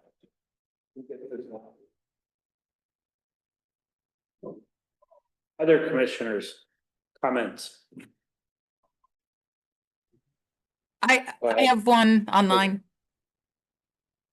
Go ahead, Commissioner Moyer. Yeah, just one small thing. It doesn't mention what counties are involved. I know there's a graphic. But I think for the general public, it might be wise to mention what counties we serve. Thank you. Before we have any other comments, I'll ask our executive director to speak further to what our current concerns are. If you want to address those. Working backwards, we can modify the document to reflect the 7 counties by name. The conversations about tracking mechanisms. We led the conversation with the executive committee by bringing a sample tracking mechanism. That is still something I have on file, that we received guidance from MRA on sample metrics, that leadership staff felt after receiving that guidance on certain metrics from MRA, we felt uncomfortable using those as the final, because we know our agency best. So we have the metric samples from MRA, we have some of our own, and we are going to populate our tracking mechanism with those. So that we do have a formula for tracking the who, the what, the how. And then we can bring the status of that tracking mechanism to you on a recurring basis over the 5 years. This document is intended to be for the staff, for commissioners, and for the region who are interested in understanding the general high level of our agency's mission, vision, and goals for the next 5 years. So it is not intended to provide a tracking mechanism that we will be utilizing to report out to you and to ourselves for accountability in the next 5 years. I hope that's helpful.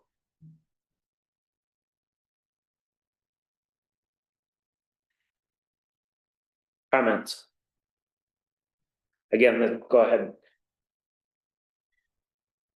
Understood in terms of the tracking mechanism and the fact that we were uncomfortable with that tool moving forward. But even within the context of the strategy that we have before us right now, we must be reflective of not only staff, but also of the members of the commission. And that would be all 7 members, so representation from each of those counties.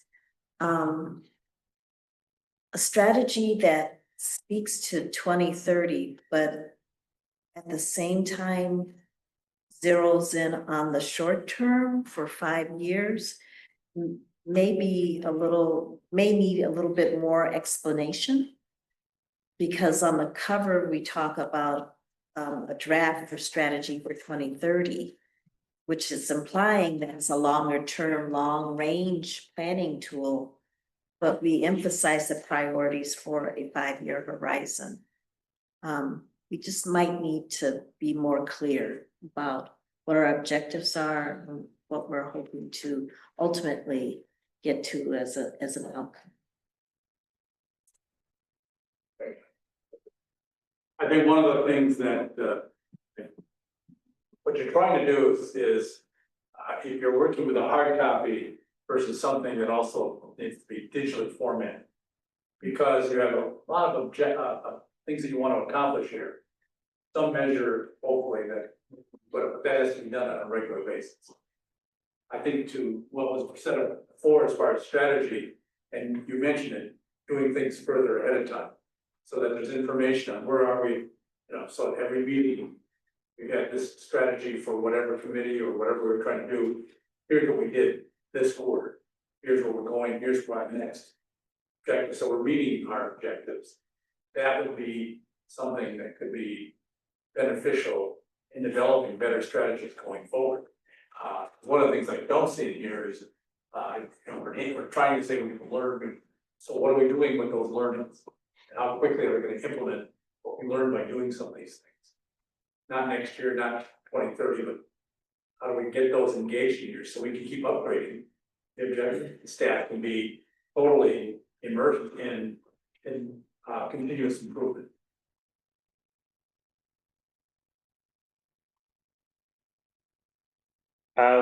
So as a commissioner, I'll take my chair hat off and share a comment.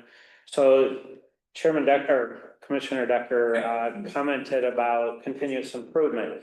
So I look at this as the beginning stages of a larger strategic planning initiative. When you look at the first 2 pages, if you're a new employee to the commission, and as our executive director stated, this is going to be shared with the staff of the commission first, is you're orienting them to the organization. You're giving some background, you're giving some forward thinking, you're giving some items about culture and what we expect and what the commission is doing. And so I look at this draft strategy for 2030 as a very high level, as she had stated, but there does need to be more. There are more components to it. So if any of you are familiar with ISO 9000, 9001, you have policies, you have mission, vision, policies, procedures, work instructions, and so forth. But we're going to drill down. Looks like a pyramid. So this is a very high level. I think this is a great start to moving forward in improving and deepening the culture of the commission and educating not only commissioners, but staff, and then the public. So this isn't necessarily a piece that's going to each of the members, the 7 members, and presenting this to them. Is that correct? This is more internal and is a start to a deeper strategic initiative. Did I explain that the way it's meant to be communicated? Yes. The question then of metrics. And this is, like you said, a guideline to staff. So when you're evaluating staff, are these objectives for each staff member, how they're working to enhance, accomplish, get these objectives done? That can be part of staff evaluation. In the future, yes. Then I think it meets some better strategic value.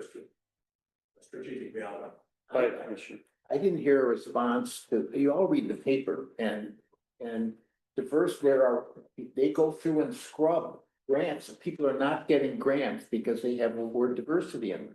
That is what I read. Now, somebody was gonna throw a meeting of planning people and find out what was the, well, what did you find out about that? Am I totally off base on this? Or is there a chance that we wouldn't get funding because of a commitment to diversity? And this is not my personal views, this is what I'm seeing in the environment, and do you have an answer for that? I'd like to comment on that before our executive director. So specifically, it is on it's under cultivate a productive, inspirational, educational workplace.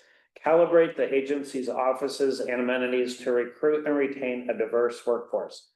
I don't see it as diversity, it is a diverse workforce. So diverse workforce can be interpreted in a lot differently than diversity. Yes. So you feel we're not putting, I'm asking, you feel confident that we're not putting funding at risk for that, for those words? That's, For that specific sentence, no, I think it's defensible. A diverse workforce could be, you know, ADA accessible, it could be anything. it's not. But to carry further, there are elements within our agency that we are still exploring. The sewer pack is exploring it, and I have to admit, from Milwaukee County standpoint, we're exploring it. When you start talking about diversity, inclusion, and equity, those are terms that have been identified by the current administration on the federal side. And how we use that and what risks we put ourselves at for that combination, or even individually, each one of those, and how it's applied is something that we have to think about. But that term, in terms of diverse workforce, is not the same, and it's not a contingency that would eliminate our ability to do it. But we have other things, like our environmental justice task force. Why that we take a have to chance? take a Why look take a at. chance and leave it in? There's so many other words. Yes, You use the word multi-skilled. yes, they can be modified. Talented. I mean, all kinds of words. It could be representative too. Yes. How easy would this be, to our executive director, how easy would it be to take that word diverse out and change that sentence? It's feasible. The word represented, or Representative of the representative, seven. I think that that's powerful. It achieves, you know, what we would hope as, you know, our commission's commitment to making sure that everybody's at the table, but at the same time wouldn't trigger the political alarm that Commissioner Messenger has identified. Okay, so the first thing we need to do then is to get a motion and a second, and then we'll see if there is interest in changing that. Before we have a motion, Yes, are there any other comments? Or is that the comment? we can do that motion, a second, and we can further have comment. Okay, thank you. Thank you. So is there someone that would like to make a motion to approve this? As presented? Okay. Make a Also- motion to, oh, I'm sorry. Thank you, Commissioner Holloway. Is there a second? I'll second it. Now further comments, and if there is an amendment to it, if you want to have further comment, feel free. I'd like to amend it to reflect representation instead of diverse. To same discussion, same implications, but just less politically fraught. I would second that. Yes, so we have a motion and a second for an amendment. Go ahead. Comment to the chair that the seven counties were also noted as an addition to this. Modify my. Do you have that, Libby? Yes. Thank you. Okay, so we have an amendment. Further, Diverse is a nice word. It's a good word. It was appropriate for that sentence. I'm gonna vote against amending it because I don't think we need to be scared of that word in the context of which it's used. It has precise meaning, recognizable meaning. I understand you don't want to be risk adverse, but I'm not gonna back off because of how somebody might interpret the use of that word. okay, The note we did suggest, and I don't know if we've formally done it, but modified one of the committees that was more DEI type name to it. So. yeah, and that's not on this. That's So you don't- accurate information. Okay, so what we're gonna do is we do have a motion and a second for the amendment. And we're gonna vote on that right now, if you would like to make. I had another comment. We voting on the amendment? I don't follow. Correct, we're gonna vote on the amendment. An amendment was, are you able to repeat that? Libby, To reflect. Commissioner Martin amended the comment to reflect that she will, but I didn't catch the word, but it's on the. Representation. Representative. Representative rather than diverse.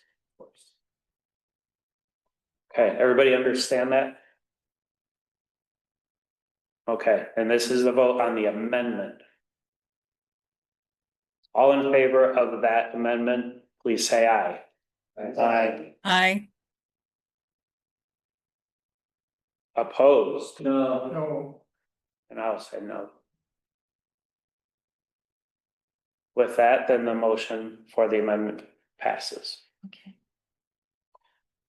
So now we'll go back to our original item, which is consideration of the strategy for 2030 draft strategy that you see with the amended language. I would take the seed bank as an amendment, but I would take the seed, reference to the seed bank out. I don't think that fits the mission or capabilities or the vision. And I think we should take that out.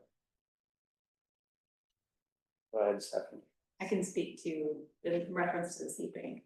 I've been in this region for 20 years and recognize that when comments are made, like earlier from the commission, saying, what do we get for the chloride study?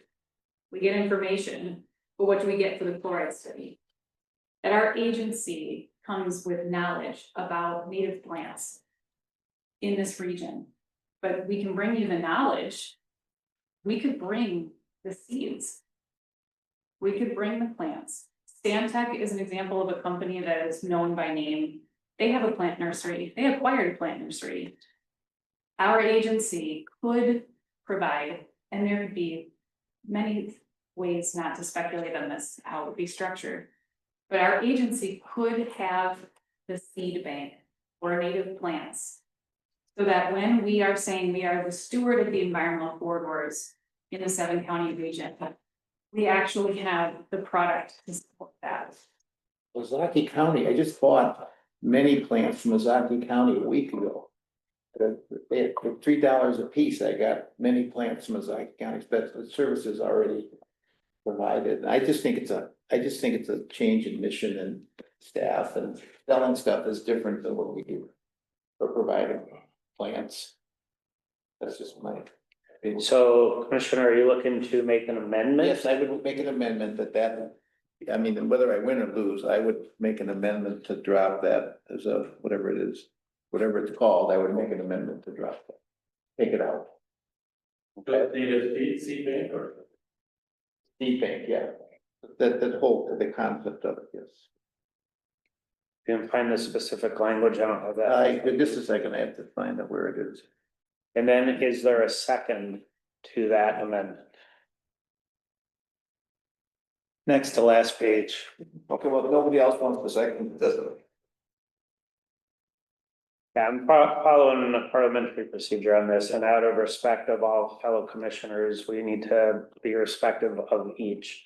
So Commissioner needs a second. If there is not a second, then the motion will die. I'll second. Commissioner Strike, you're seconding. Thank you. Libby, do you have that language that we would remove? Yes, remove the native seed bank from the strategy. Thank you.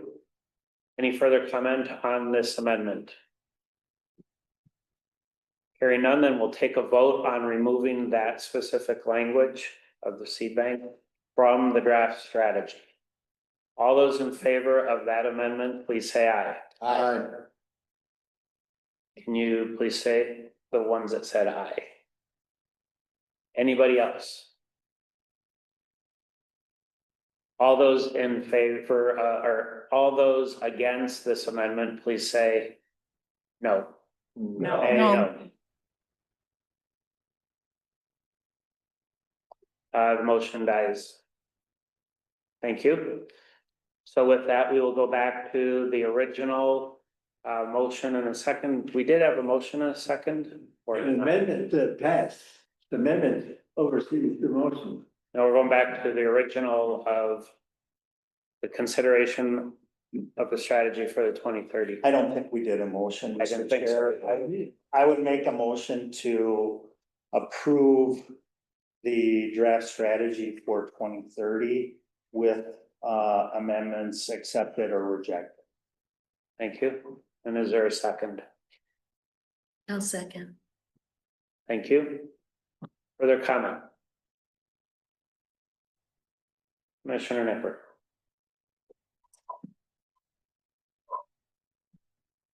Maybe it's more an observation, but all of us have participated in strategic planning and thinking over our careers.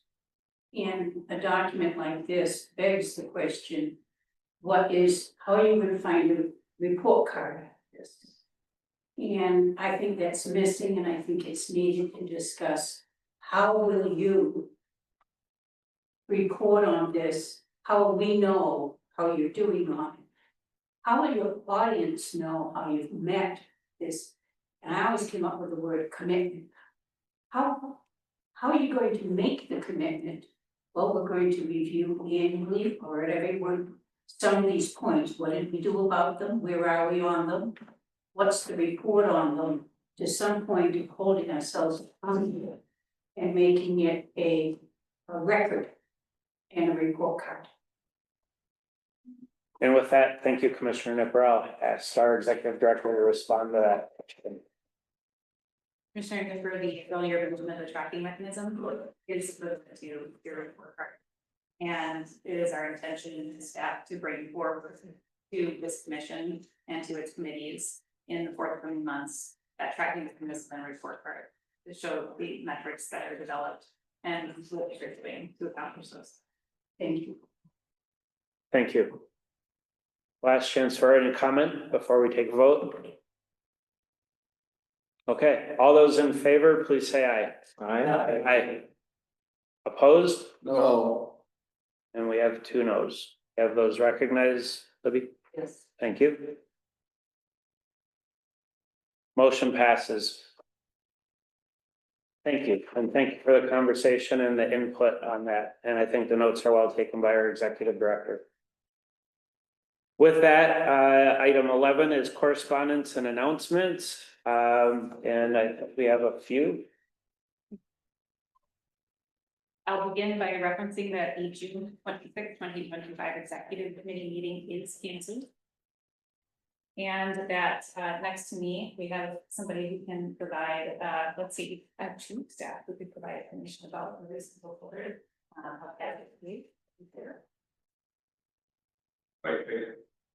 was gonna do this, but that's okay, I can talk. We just were recently awarded, Achievement Award of Excellence by the National Association of Regional Councils for our work as an agency on the Flex Drive. So we were in Seattle at their national conference, to pick up that award. We've now been in the commissioner conference room at the agency. It was a pretty good conference, or several awards given to multiple agencies. And credit to our communication specialist for ensuring that occurred. The microphone is easier to pass over here. So it's good to give the update. So then there might be a few other, but dinner is to follow at Fox and Hounds. And Libby, I'm going to ask for confirmation that it is in the porch room, not the garden room. So we can return to that momentarily. While I ask if Commissioner Nipper had any correspondence or announcements, do I need to turn that to you, Mr. Chair, to address the commission's comments? Okay. So first, is it in the porch room? It is in the garden. In the garden room. Not the porch room, due to numbers decreasing, it is in the garden room. Fox and Hounds. Could somebody please call ahead and see if there's enough alcohol? So please join us for the subsequent dinner at Fox and Hounds in the garden room. I will turn it to the course. Thank you. And in line with the dinner, the annual meeting and dinner is an opportunity for us to get together and have that camaraderie of getting to know fellow commissioners. And for those that can join us, we appreciate that. And for those that have other commitments, we will see you at other events. Commissioner Brown and Martin, do you have anything, announcements that you need to share? No, I just hope that whoever can afford to attend, please join us. Be nice to have a conversation. Some folks we haven't met, so please think about it and join us. Thank you. And Commissioner Nipper, do you have a comment Yes, you do. or announcement? Today is my birthday. Oh, what is that? Yeah. Would love his honorable CFP. My husband and I chose this. Celebrate that, but I wish I could be with you, but enjoy, be safe. Thank you. Thank you.